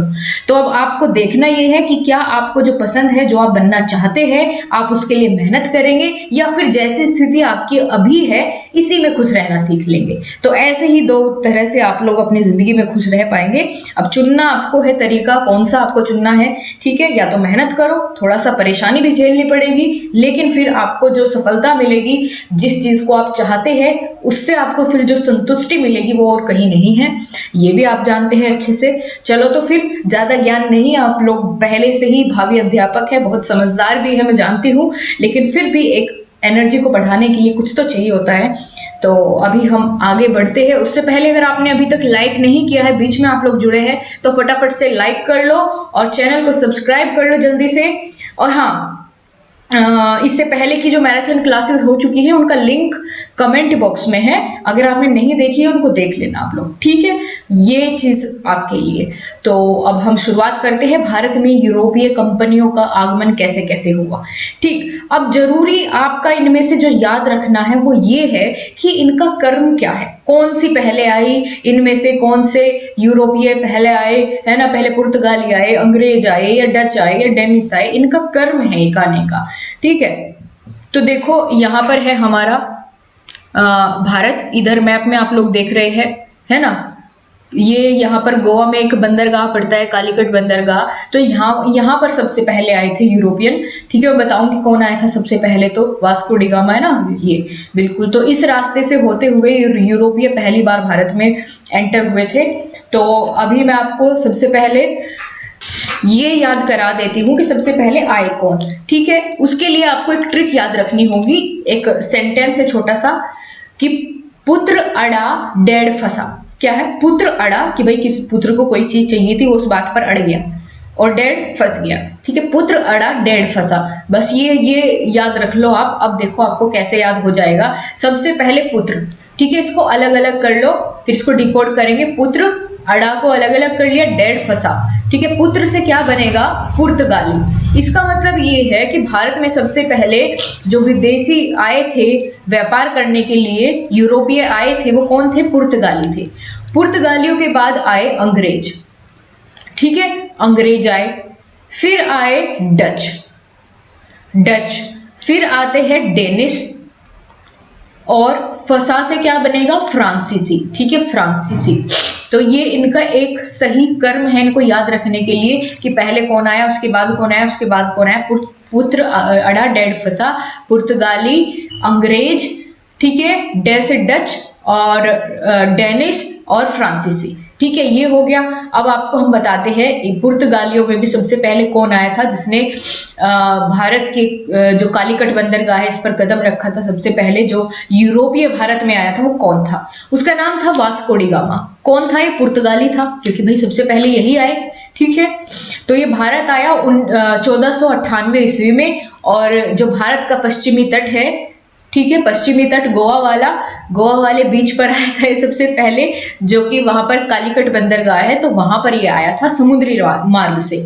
और समुद्री मार्ग की खोज, भारत और यूरोप के मध्य समुद्री मार्ग की खोज भी इसी के द्वारा मानी जाती है, वास्को डी गामा ने ही की थी, ठीक है। ये यहाँ से चला था यूरोप से, और ऐसे ऐसे घूमता ऐसे और भारत पहुंच गया था, भारत के पश्चिमी तट पर, गोवा के, ठीक है। इसके अलावा दोस्तों यहाँ पर एक और चीज आपको मैं बता दूं कि क्वेश्चन अलग अलग तरीके से पूछा जाता है। सबसे पहले तो ये कि जो भारत और यूरोप के मध्य समुद्री मार्ग की खोज किसने की थी? वास्को डी गामा में। वास्को डी कहाँ का था? पुर्तगाल का था, पुर्तगाली था।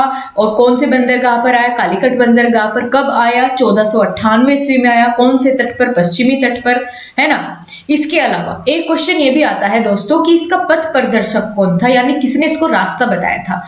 अब जब ये वास्को डी गामा यहाँ से होता होता यहाँ तक पहुंच गया था, इसके बाद इसको समझ नहीं आ रहा था कि किधर जाऊं, ठीक है। भारत की खोज में आया था यहाँ से मसाले लेने के लिए या ऐसे ही खोज करने के लिए, कुछ नहीं, तो इसको समझ नहीं आ रहा था कि किधर जाया जाए। तो यहाँ इसको एक व्यक्ति से मिलता है जिसका नाम था अब्दुल मनीक मजीद, ठीक है, इससे ये मिलता है और फिर उसको ये रास्ता बताता है पुर्तगाली को, वास्को डी गामा को, कि भाई इधर से जाओ और यहाँ जो है तुम्हें खूब सारी चीजें मिलेगी तुम्हारे काम की।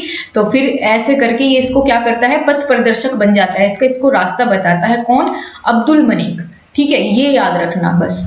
आगे चलो, आगे देखेंगे। नोट करके बताया गया है कि वास्को डी गामा के भारत आगमन से पुर्तगालियों एवं भारत के मध्य व्यापार के क्षेत्र में एक नए युग की शुरुआत हो गई। और व्यापार किस चीज का? काली मिर्च का। काली मिर्च के लिए ये इतनी दूर से यहाँ तक आते थे क्योंकि काली मिर्च का इनको व्यापार करना था भारत के साथ। भारत में इधर पश्चिमी भारत में बहुत ज़्यादा काली मिर्च का उत्पादन होता था, इनको ये मसाला बहुत अच्छा लगा, तो इस वजह से ये व्यापार करने लगे भारत के साथ काली मिर्च का। ठीक, फिर इसके बाद हम बात करेंगे 1505 ईस्वी की बात है। फिर फ्रांसिस्को दे अल्मीडा भारत में प्रथम पुर्तगाली वायसराय बनकर आया। ठीक है, ये भी पूछा जाता है, इसको मैंने शॉर्ट कर दिया है बहुत, नहीं तो पूरी लंबी चौड़ी कहानी थी। ये पूछा जाता है कि प्रथम पुर्तगाली वायसराय कौन आया था भारत में, तो उसका नाम है फ्रांसिस्को दे अल्मीडा। ये 1505 में आया था। ठीक है, तो यानी इन्होंने क्या बोलते हैं, पुर्तगालियों ने अपना यहाँ पर वायसराय भी भेज दिया बना करके, जिसका नाम था अल्मीडा। ठीक है, 1505 में। और यात्री कौन था, वास्को डी गामा, जिसने भारत की खोज की। और यहाँ पे बताया गया है कि पुर्तगाली यात्री वास्को डी गामा ने भारत की खोज की। अगर पूछा जाए अमेरिका की खोज किसने की थी, तो कोलंबस ने की थी। कोलंबस कौन था, ये स्पेन का यात्री था। ठीक है, तो ये अमेरिका की खोज भी मैंने आपको इसके साथ में बता दी है। अब हम आगे बढ़ेंगे। अभी हम आगे बढ़ते हैं। देखिए, आपसे पेपर में सीधा सीधा पूछा जाता है कि बताओ ईस्ट इंडिया कंपनी की स्थापना भारत में कब हुई थी, है ना। तो सॉरी, इंग्लैंड में कब हुई थी। सबसे पहली बार जो ईस्ट इंडिया कंपनी की स्थापना हुई थी, पहले तो इंग्लैंड में हुई थी, फिर उसके बाद भारत में आई थी। तो 1600 ईस्वी में इंग्लैंड में एक मर्चेंट एडवेंचरस नामक दल ने अंग्रेजी ईस्ट इंडिया कंपनी की स्थापना की थी। 1600 ईस्वी में हुई थी ईस्ट इंडिया कंपनी की स्थापना। फिर 1613 में सूरत में स्थापित कारखाना जो है वो अंग्रेजों का प्रथम स्थायी कारखाना था। अगर पूछा जाए अंग्रेजों का प्रथम स्थायी कारखाना कौन सा था, तो 1813 में स्थापना हुई थी सूरत में। ठीक है, ये था। इसके अलावा ये बहुत इंपॉर्टेंट है कि भारत में पुर्तगाली शक्ति का जो वास्तविक संस्थापक माना जाता है वो किसको माना जाता है, तो ये अल्बुबर्क को माना जाता है। ठीक है, याद रखेगा बिल्कुल, अल्बुबर्क या अल्बुकर्क जो भी है इसको माना जाता था। इसके अलावा दोस्तों, बंगाल का प्रथम गवर्नर जनरल कौन था, ये भी आपको याद रखना है, वारेन हेस्टिंग्स। ये बंगाल का प्रथम क्या था, गवर्नर जनरल था। ठीक है, बंगाल का प्रथम गवर्नर जनरल वारेन हेस्टिंग्स। ये आपके कॉम्पिटिटिव एग्जाम में बहुत आता है। इसके अलावा दोस्तों, भारत में सर्वोच्च न्यायालय की स्थापना कब की गई, तो ये भी इंपॉर्टेंट है। रेगुलेटिंग एक्ट 1773 के द्वारा सर्वप्रथम कलकत्ता में एक सर्वोच्च न्यायालय की स्थापना की गई थी। इसमें एक तो था मुख्य न्यायाधीश और 3 अन्य न्यायाधीशों की व्यवस्था की गई थी। ठीक है, सबसे पहले 1773 में कलकत्ता में सर्वप्रथम क्या हुआ था, सर्वोच्च न्यायालय की स्थापना हुई थी। इसके बाद आगे बढ़ते हैं तो बॉम्बे, मद्रास और कलकत्ता उच्च न्यायालयों की स्थापना ब्रिटिश संसद द्वारा पारित जो अधिनियम था 1861 का अधिनियम, इसके तहत 1862 में की गई थी। ठीक है, तो ये भी आपने समझ लिया। इसके अलावा आगे बढ़ते हैं तो गोवा पर पुर्तगालियों का कब्जा कब हुआ, ये भी पूछा जाता है, और कब आजाद हुआ ये भी पूछा जाता है। तो गोवा पर पुर्तगालियों का कब्जा 1510 ईस्वी में हुआ था, और ये आजाद कब हुआ था इससे, 1961 में। ठीक है, गोवा पता तो है, हमारे जो भारत का मैप है इंडिया का, ये नीचे वाला जो हिस्सा थोड़ा सा अजीब बन गया, लेकिन जो भी है यहाँ कहीं स्थित है। तो यहाँ गोवा पर कब्जा था पुर्तगालियों का, और ये बहुत बाद में जाकर के, देखो आज़ादी के कितने सब वर्षों बाद जाकर के फिर इसको यहाँ से हमने आज़ाद कराया था गोवा को। ठीक है, पुर्तगालियों के कब्जे से। तो सबसे लंबे समय तक इन्होंने पुर्तगालियों ने गोवा को अपने कब्जे में रखा।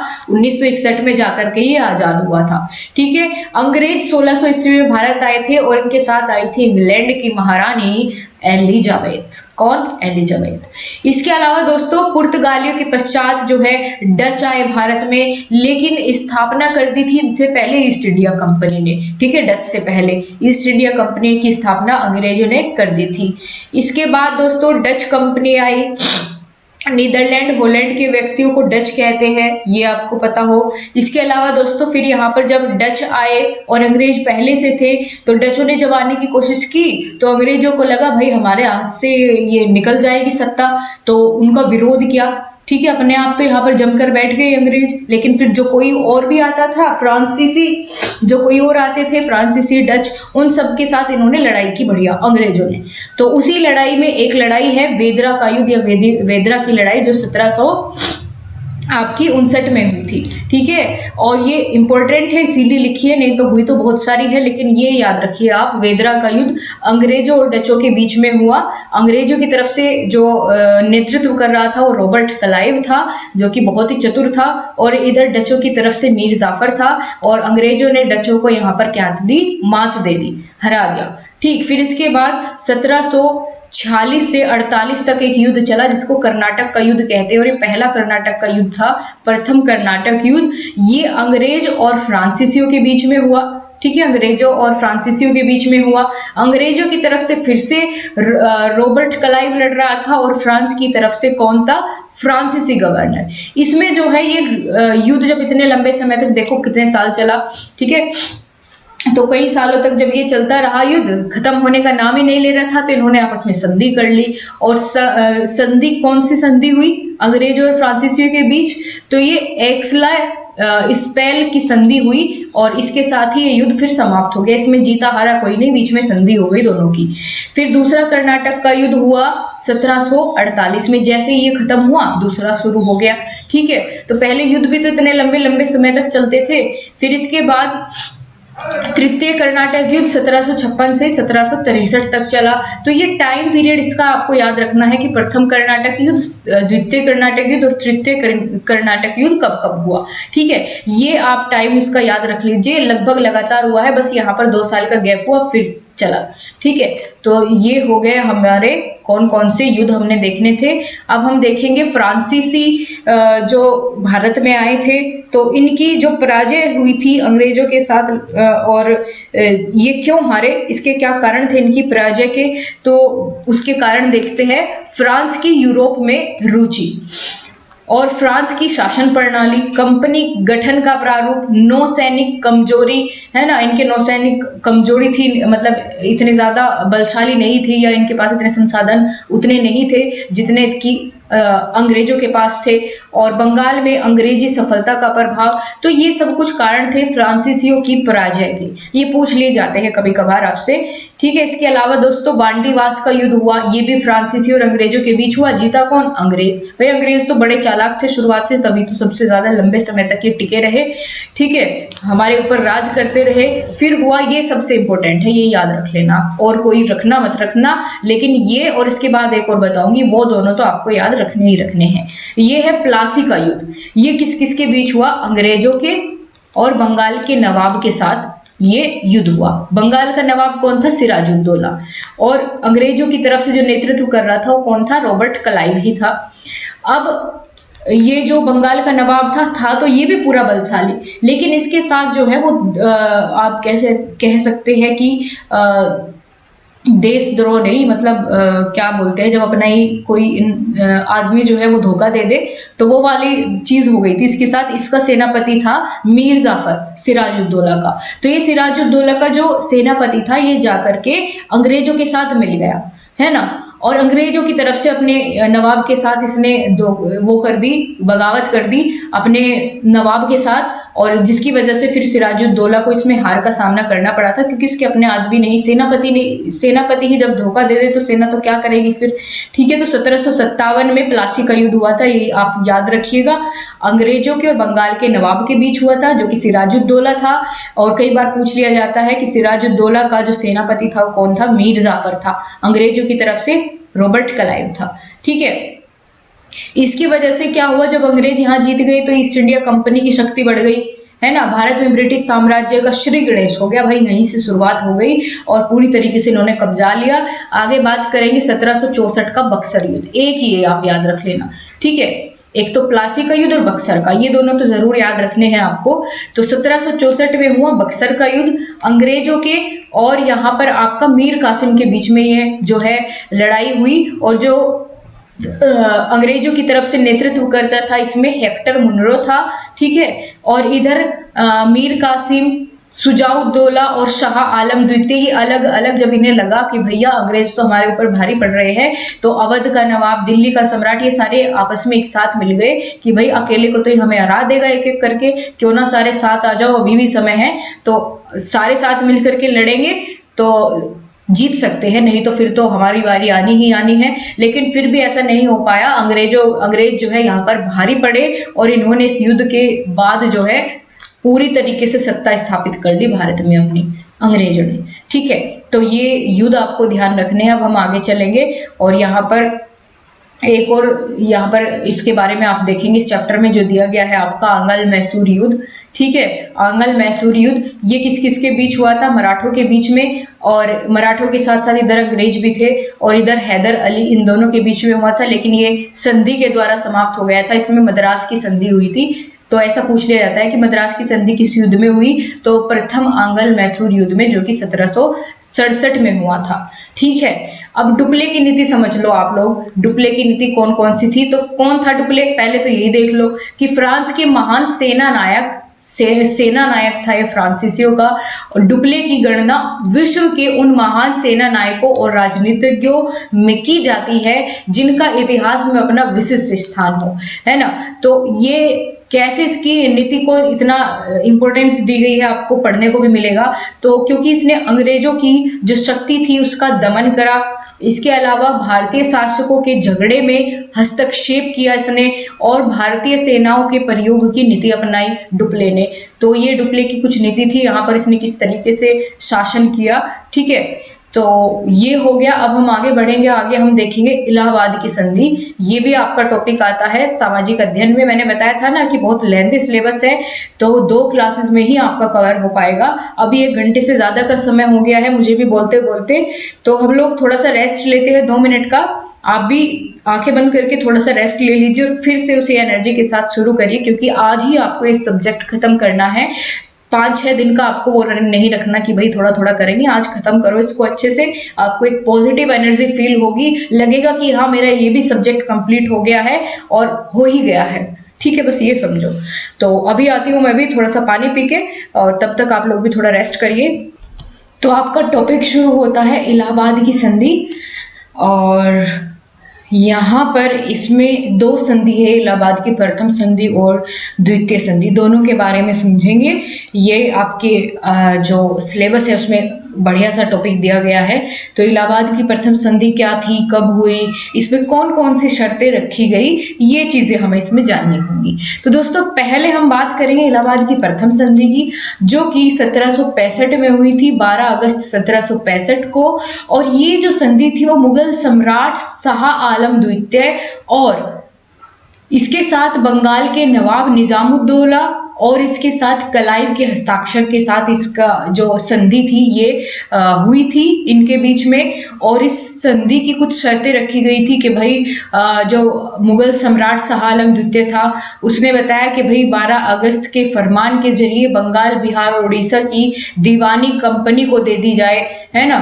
और इस संधि में जो 12 अगस्त को हुई थी, इसमें मुगल सम्राट शाह आलम द्वितीय ने क्या किया, बंगाल, बिहार और उड़ीसा की जो दीवानी थी वो कंपनी के हाथों में सौंप दी। मतलब उसका जो कामकाज था, है ना, उसका जो राजकाज था वो सारा कंपनी के हाथों में सौंप दिया।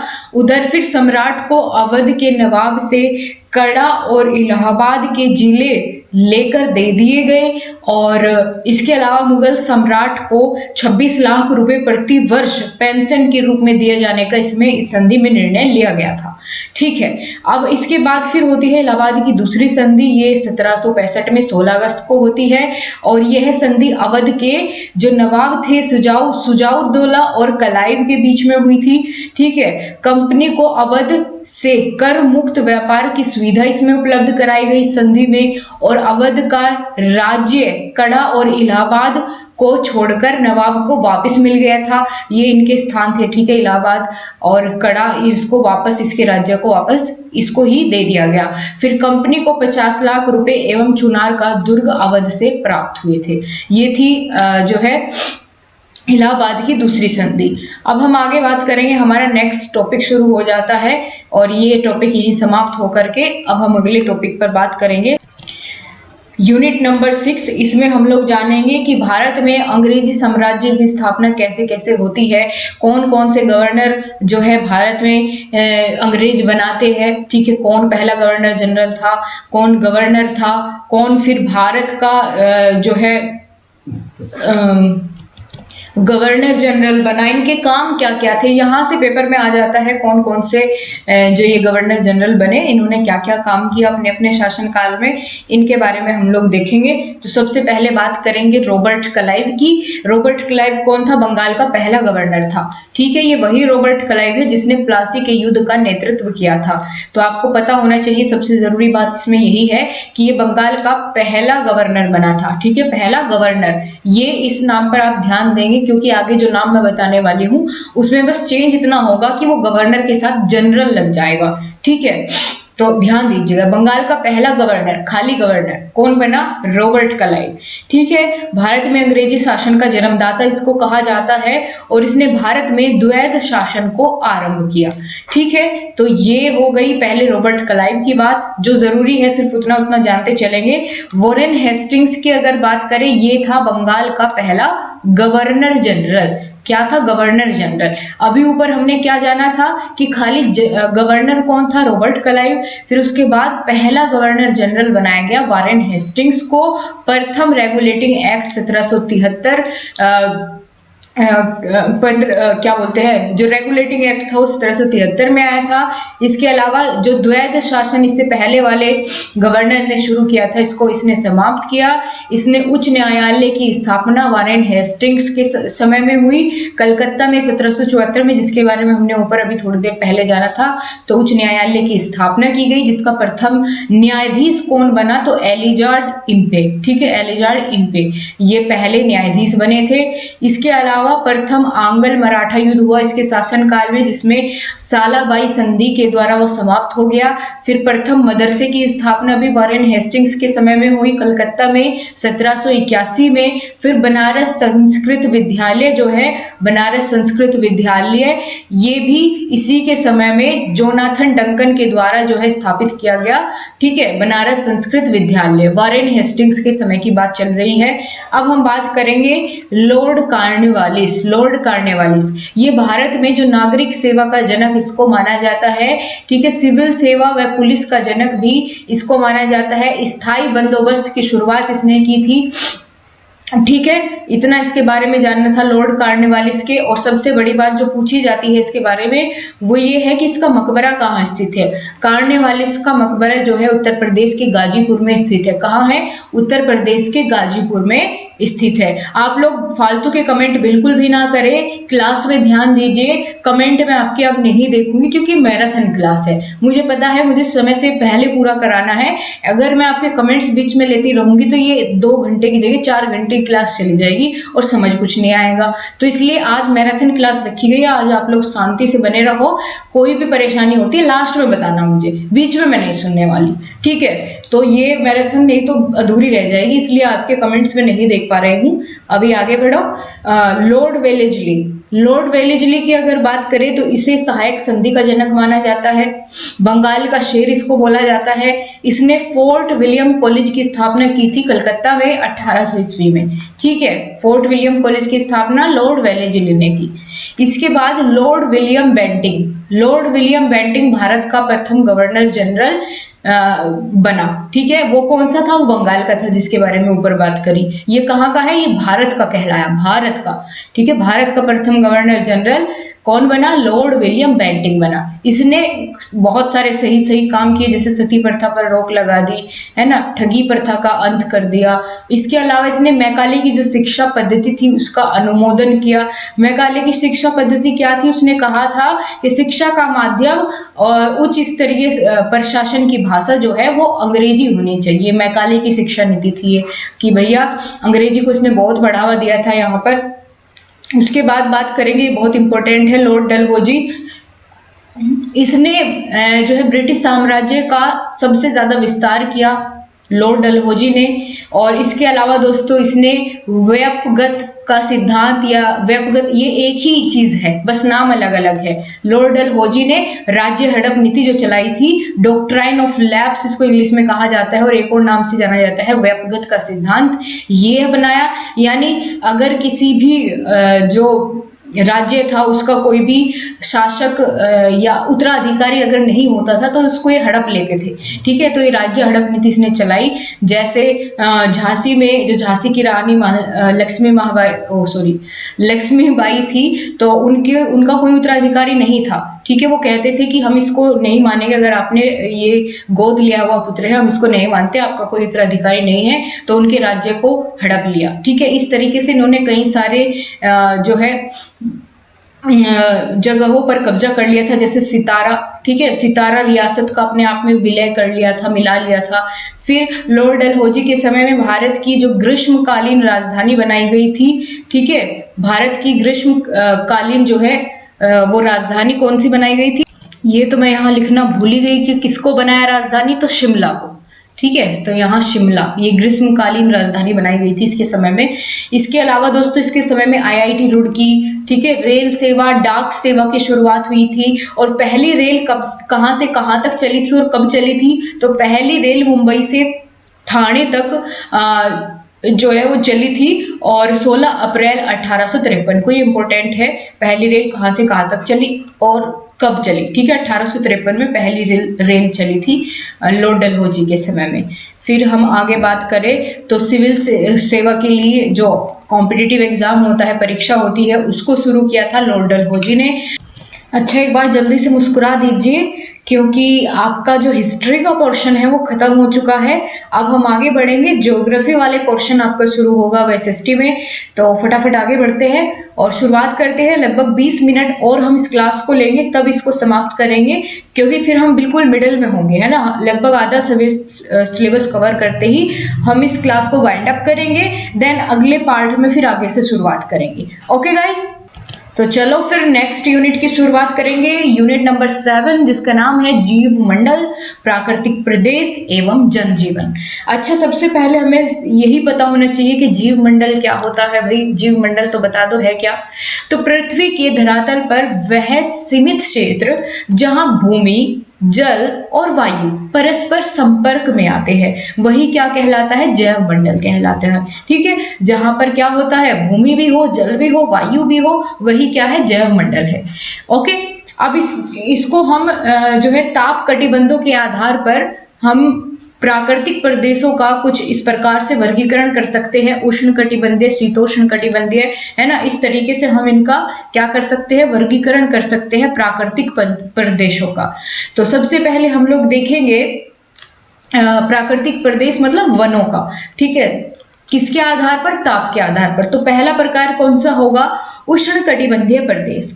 उष्ण कटिबंधीय प्रदेश में कौन कौन से वन आ जाएंगे या कौन कौन से प्रदेश आ जाएंगे, जैसे उष्ण कटिबंधीय वर्षा वन प्रदेश, मानसूनी प्रदेश जहां पर बहुत ज्यादा बारिश होती है ना।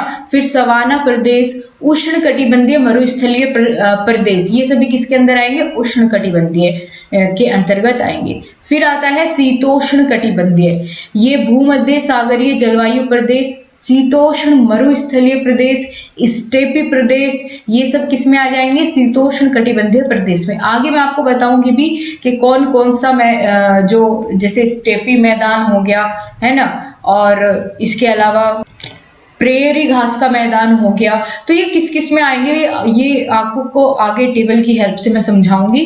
अभी आगे बढ़ते हैं। तीसरा प्रकार कौन सा है, शीत कटिबंधीय प्रदेश, इसमें टैगा प्रदेश और टुंड्रा प्रदेश ये सभी आते हैं। यूपी टेट के आपका जो एसएसटी का सिलेबस है उसमें ये सारी चीजें वहां भी आपको ये देखने को मिलेगी।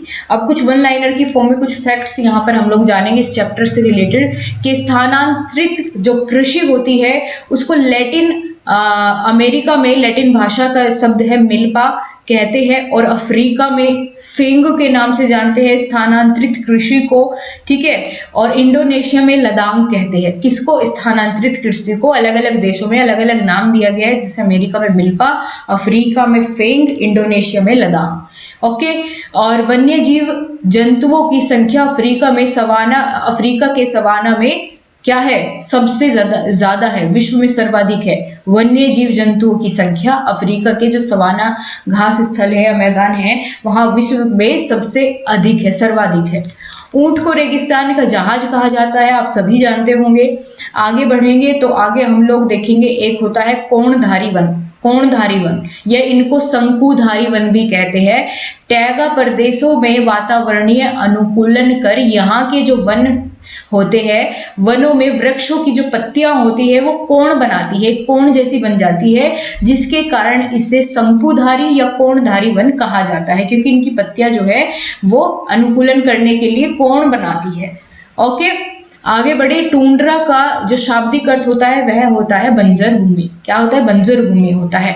और उत्तरी अमेरिका में टुंड्रा प्रदेश में एक जनजाति रहती है जिसको हम कहते हैं एस्किमो जनजाति, जो शिकार करते हैं और मत्स्य पकड़ते हैं, यानी मछली पकड़ते हैं, और इनके निवास का जो स्थान होता है उसको हम इग्लू के नाम से जानते हैं।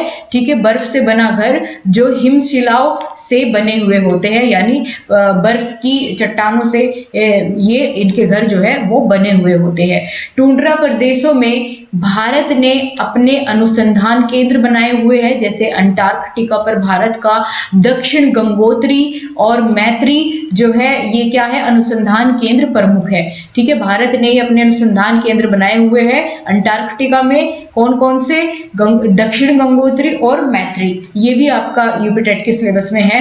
इसके अलावा रूसी भाषा में टुंड्रा का अर्थ होता है दलदली मैदान। ठीक है, रूसी भाषा में क्या होगा? दलदली मैदान। और अमेरिक जो इसका क्या नाम शाब्दिक अर्थ अगर पूछे तो बंजर भूमि। इसके अलावा जो टुंड्रा प्रदेश का विस्तार है वो ग्लोब में आपको कहां से कहां तक देखने को मिलेगा? तो 65 डिग्री अक्षांशों से ध्रुवों की ओर। ध्रुव कौन से होते हैं? ये, ठीक है, नॉर्थ पोल और साउथ पोल। तो 65 डिग्री से पोल की तरफ, ध्रुवों की तरफ का जो एरिया होगा ये किस में आएगा? टुंड्रा प्रदेश में आएगा। ठीक है, इतनी चीज हो गई। अब आगे देखें तो उत्तरी ध्रुव और दक्षिणी ध्रुव पर 6 महीने का तो दिन होता है और 6 महीने रात रहती है। अब आगे हम बात करेंगे शीत कटिबंध के बारे में। शीत कटिबंध क्या होता है? तो दोनों गोलार्धों में 66.5 डिग्री अक्षांश से ध्रुवीय केंद्रों के बीच के क्षेत्र को हम शीत कटिबंधीय कहते हैं। यहाँ बहुत ज्यादा ही ठंड होती है ना, क्योंकि जितना भी आप पोल की तरफ जाएंगे टेम्परेचर कम होता जाएगा। फिर इसके अलावा जलवायु की अगर बात करें, जलवायु कहते किसे है? तो जलवायु के अंतर्गत तापमान और वर्षा का अध्ययन किया जाता है और किसी एक विस्तृत क्षेत्र में लंबे समय तक बने रहने वाले मौसम को ही हम जलवायु कहते हैं। अब आगे हम लोग देखेंगे दोस्तों जैविक और अजैविक घटक के बारे में, बायोटिक और एबायोटिक कंपोनेंट के बारे में। 2017 में भी यहाँ से प्रश्न बना था आपका कि जैविक घटक किसे कहते हैं। तो देखिए, जैविक घटक वे घटक होते हैं जिनका संबंध सजीव से होता है, जिनमें जीवन होता है। ठीक है, जीव जंतु, पादप और सूक्ष्म जीव ये सभी मिलकर एक परितंत्र की संरचना करते हैं। और जैविक घटक होते हैं सूर्य के प्रकाश की विकिरण ऊर्जा के प्रयोग से प्रयोग करने के आधार पर ये जैविक घटकों को 3 भागों में हम लोग बांटते हैं। ठीक है, कौन कौन से? उत्पादक, उपभोक्ता और अपघटक। ये आपका साइंस में टॉपिक आया था सेकंड सेमेस्टर में, अगर आपको याद हो। उत्पादक, उपभोक्ता और अपघटक, प्रोड्यूसर, कंज्यूमर और डीकंपोजर। ठीक है, इनको 3 भागों में बांटा गया है या 3 श्रेणियों में बांटा गया है ऊर्जा के प्रयोग करने के आधार पर। जैसे ये देखिए 2018 में आया था आपका क्वेश्चन कि उत्पादक किसे कहते हैं। तो उत्पादक वे होते हैं जो अपना भोजन जो है वो स्वयं बनाते हैं। कैसे बनाते हैं? स्वयं बनाते हैं। इनको हम स्वपोषी भी कहते हैं। जैसे हरे पेड़ पौधे, शैवाल, ठीक है, ये क्या करते हैं? अपना भोजन स्वयं बनाते हैं। इसके अलावा उपभोक्ता, दूसरा को क्या है? हमने पहले की बात कर ली उत्पादक, फिर आएगा कौन? उपभोक्ता। उपभोक्ता यानी कंज्यूमर। उपभोक्ता वे होते हैं जो अपना भोजन का उत्पादन प्राप्त करते हैं किसी दूसरे से, किसी दूसरे पर निर्भर रहते हैं। ठीक है, इनको परजीवी या परपोषी भी कहते हैं क्योंकि ये दूसरों से अपना भोजन बनाते हैं, स्वयं अपना भोजन नहीं बना सकते। ठीक है, और उपभोक्ता को भी हमने 3 श्रेणियों में बांटा गया है। कौन कौन सी? अगर मैं बात करूं कौन कौन से उपभोक्ता है, एक तो प्राथमिक उपभोक्ता, ठीक है, प्राथमिक उपभोक्ता या प्राइमरी कंज्यूमर। फिर होता है आपका द्वितीयक उपभोक्ता, द्वितीयक उपभोक्ता, और तीसरा होता है हमारा तृतीयक उपभोक्ता। अच्छा, ये 3 भागों में या 3 श्रेणियों में क्यों बांटा? देखिए, प्राथमिक उपभोक्ता तो वो होगा जो शाकाहारी होगा, जो अपना भोजन सिर्फ पेड़ पौधों से बनाता है। द्वितीयक उपभोक्ता में आ जाता है मांसाहारी, ठीक है, जो कौन से जानवरों को खाता है? जो शाकाहारी होता है। जैसे अगर हम बात करें मेंढक, है ना, द्वितीयक उपभोक्ता में आ जाएगा। वो क्या खाएगा? कीड़ी मकोड़े मच्छर ये सब चीज खाता है। फिर आ जाता है तृतीयक उपभोक्ता, जो शाकाहारी और मांसाहारी दोनों होता है, ठीक है, ये इसमें आ जाएगा। तो इस प्रकार से 3 श्रेणियां भी होती है उपभोक्ता की। और हमने उत्पादक देख लिया, उपभोक्ता देख लिया, अब हम देखेंगे अपघटक, है ना। अपघटक क्या होता है यही मैं आपको बता देती हूँ। डिकम्पोजर, ये किसी भी जीव जंतु या पादप के मरने के बाद या उसके गलने के बाद, उसके जीवन के समाप्ति के बाद ये अपना काम करना शुरू करते हैं। इसको प्रकृति का सफाई कर्मी भी कहा जाता है, उसको गलाने के लिए, ठीक है। ये अपघटक जो है अपना काम शुरू करते हैं। ये इनसे अपना भोजन बनाते हैं, सड़ी गले पदार्थों से अपना भोजन बनाते हैं। ये अपघटक हो गया। इसके अलावा हम आगे बढ़ेंगे, आगे हमको देखना है अजैविक घटक। जैविक घटक हमने देख लिया, अब हम बात करेंगे अजैविक घटक की। बीटीसी 2017 में पूछा गया ये क्वेश्चन है। एबायोटिक कंपोनेंट्स, ये क्या होते हैं? अजैविक घटकों के अंतर्गत निर्जीव आते हैं, ठीक है, जिनमें जीवन ना हो। ये सभी परितंत्र हेतु अति आवश्यक है। ये भी परितंत्र जब तक सुचारू रूप से नहीं चल सकता जब तक कि जैविक और अजैविक घटक दोनों की बराबरी की हिस्सेदारी ना हो, ठीक है, यानी दोनों ही आपस में अंतःक्रिया करते रहते हैं, जैविक घटक अजैविक घटक। और एक के भी ना होने से यहाँ पर फर्क पड़ेगा। अगर कोई सभी इसमें से अपनी अंतःक्रिया अगर करनी बंद कर दे, चाहे वो जैविक हो अजैविक हो, दोनों की बराबर हिस्सेदारी होती है। अगर इनमें से कोई भी एक कंपोनेंट कम हो गया तो नहीं हो पाएगा। अच्छा, कौन कौन से होते हैं जैविक घटक? जैसे ताप, तापमान, दाब, सूर्य का प्रकाश, खनिज लवण, सभी गैसें, ये क्या है? अजैविक है, अजैविक घटक है। पहाड़, नदियां, ठीक है, ये सभी अजैविक घटक है। अब इसको हम आगे बात करेंगे दोस्तों। और हाँ गाइस, अगर आप लोग इन मैराथन क्लासेस की पीडीएफ चाहते हैं तो आपके लिए एक गिव अवे रखा गया है कि आप में से जो भी 10 ऐसे बच्चे होंगे जो सबसे ज़्यादा चैनल को सब्सक्राइब करवाएंगे अपने फ्रेंड्स से, उसका स्क्रीनशॉट सेंड करेंगे एक मोबाइल नंबर पर, जो कि मैंने आपको पिछली मैराथन क्लास में भी दिया था। मैं भी एक बार फिर से नोट कर देती हूँ। मोबाइल नंबर है 8534940990। इस मोबाइल नंबर पर आप लोग स्क्रीनशॉट सेंड कर सकते हैं और जो भी उनमें से लकी विनर्स होंगे उनको सारी ये पीडीएफ्स फ्री प्रोवाइड करी जाएगी। और बाकी सभी अगर इन पीडीएफ्स को लेना चाहते हैं, इसके अलावा जो इस लकी ड्रॉ में शामिल नहीं होना चाहते, तो वो लोग 99 रुपीज़ पे करके इन सारी जो मैराथन की क्लासेस की पीडीएफ होगी, इसके साथ साथ सारे सब्जेक्ट के राजन सीरीज के मॉडल पेपर, वो सब आपको मिल जाएंगे, ठीक है। आपको इस नंबर पर मैसेज करना है, व्हाट्सएप करना है और वहाँ पर आपको ये नोट्स जो है वो मिलेंगे। और आपको मैंने रीज़न बताया था क्योंकि बहुत ज़्यादा ऐसा हो रहा था कि मैराथन की पीडीएफ्स पर अपने अपने टैग लगाकर लोग बाग यूज़ कर रहे थे। इस वजह से छोटा सा पेमेंट रखा गया है। अगर आपको ज़रूरत है तो आप ले सकते हैं, नहीं है तो भी कोई बात नहीं। ओके, चलो हम आगे शुरू करेंगे अपनी क्लास को।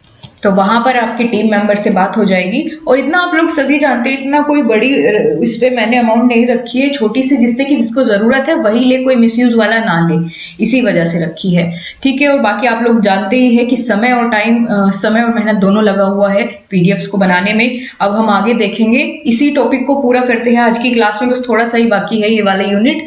फिर नेक्स्ट यूनिट नेक्स्ट क्लास से शुरू करेंगे। तो अभी हम पढ़ेंगे घास के मैदान, जो कि अभी ऊपर हमने टॉपिक देखा था घास के मैदान, उसी को यहाँ पर थोड़ा सा एक्सप्लेन किया गया है और कुछ ट्रिक्स की हेल्प से भी इसको समझाने की कोशिश की गई है। तो उष्ण कटिबंधीय घास के मैदान और शीतोष्ण कटिबंधीय घास के मैदान की अगर हम बात कर रहे थे अभी थोड़ी देर पहले, तो उनमें पहले हम जानेंगे उष्ण कटिबंधीय घास के मैदान कौन कौन से है, कहाँ कहाँ स्थित है, ठीक है। तो जो भूमध्य रेखा है, भूमध्य रेखीय प्रदेश में 10 डिग्री से 25 डिग्री अक्षांश के मध्य जो है उष्ण कटिबंधीय घास के मैदान का जो क्षेत्र होता है वो होता है। इसमें कौन कौन से मैदान आएंगे? सवाना घास का मैदान, लानोस, कैंपास, पार्कलैंड और सेलियास, ठीक है, ये सभी क्या है, घास के मैदान है। कौन कौन सा कहाँ स्थित है ये भी याद रखना है।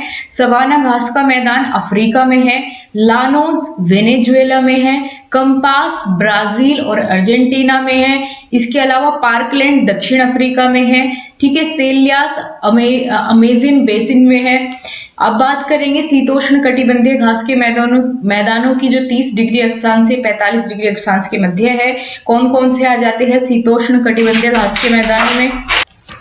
तो प्रेयरी घास का मैदान कहाँ है? अमेरिका में है, पम्पास अर्जेंटीना में, स्टेपीज यूरेशिया में, वेल्ड दक्षिण अफ्रीका में, डाउन्स कहाँ है? ऑस्ट्रेलिया में, ठीक है। और यहाँ पे ये ट्रिक लिखी गई है कि कौन कौन सा घास का मैदान कहाँ स्थित है, ठीक है। ये ट्रिक जैसे दक्षिण अफ्रीका वेल्ड, अगर वेल्ड अफ्रीका जो वेल्डिंग मशीन से वेल्ड जो करते हैं ना, अगर वो फ्री का हो जाए तो ज्यादातर लोग क्या करेंगे, अपनी टूटी फूटी वस्तुओं पर फ्री का वेल्ड करवाएंगे।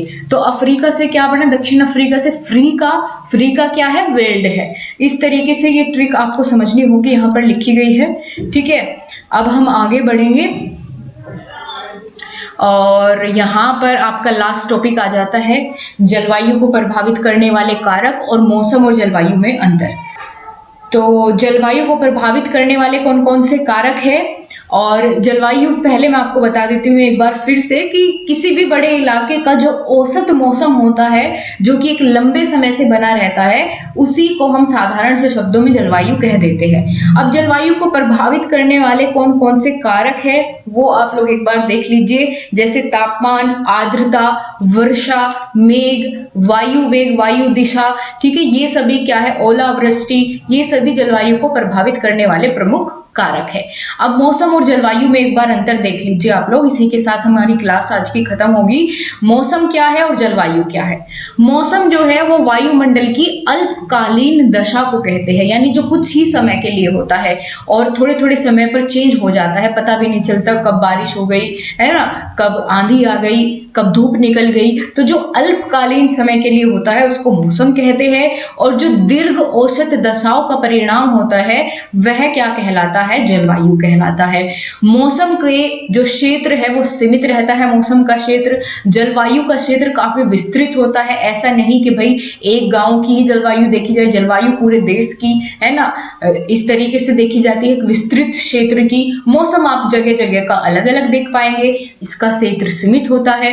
मौसम में परिवर्तन प्रतिदिन अथवा कुछ घंटों के लिए भी हो सकता है, लेकिन जलवायु में अल्पकालीन परिवर्तन नहीं होते हैं, ठीक है। इसके अलावा जिन स्थानों का मौसम हमेशा खराब रहता है वहां की जलवायु कभी भी अच्छी नहीं होती। जिन स्थानों की जलवायु अच्छी रहती है वहां का मौसम खराब भी हो सकता है। ये थोड़ा सा अपोजिट है इसका एक दूसरे के। मौसम मनुष्य के दैनिक जीवन को प्रभावित करता है, लेकिन जलवायु मनुष्य के व्यवसाय उद्योगों पर भी प्रभाव डालती है। तो ये इन दोनों के बीच में डिफरेंस हो गया। अब नेक्स्ट क्लास में हम लोग यहाँ से शुरुआत करेंगे आपकी यूनिट नंबर 8 से, जिसमें हम भूखंडों का विभाजन जानेंगे। तो आज की क्लास को हम लोग यहीं पर फिनिश करते हैं दोस्तों। अगर क्लास आपको पसंद आई है, समझ आई है, तो वीडियो को लाइक शेयर करना आपने नहीं भूलना है, और अपने प्यारे प्यारे कमेंट के माध्यम से आप लोग जरूर बताइए आपको क्लास कैसी लगी, ताकि मैं इसको आगे भी कंटिन्यू करूं। So thank you so much guys, फिर मिलेंगे आपसे, तब तक के लिए नमस्कार, जय हिंद, वंदे मातरम। कल इसी समय 12 बजे आपका इसका सेकंड पार्ट आ जाएगा, और बाकी अगर इससे पहले आपने मैराथन क्लासेस नहीं देखी है तो कमेंट बॉक्स में उनका लिंक है, आप वहां से इजिली देख पाएंगे। सो बाय बाय, टेक केयर, जय हिंद, अपना ध्यान रखिए और खुश रहिए।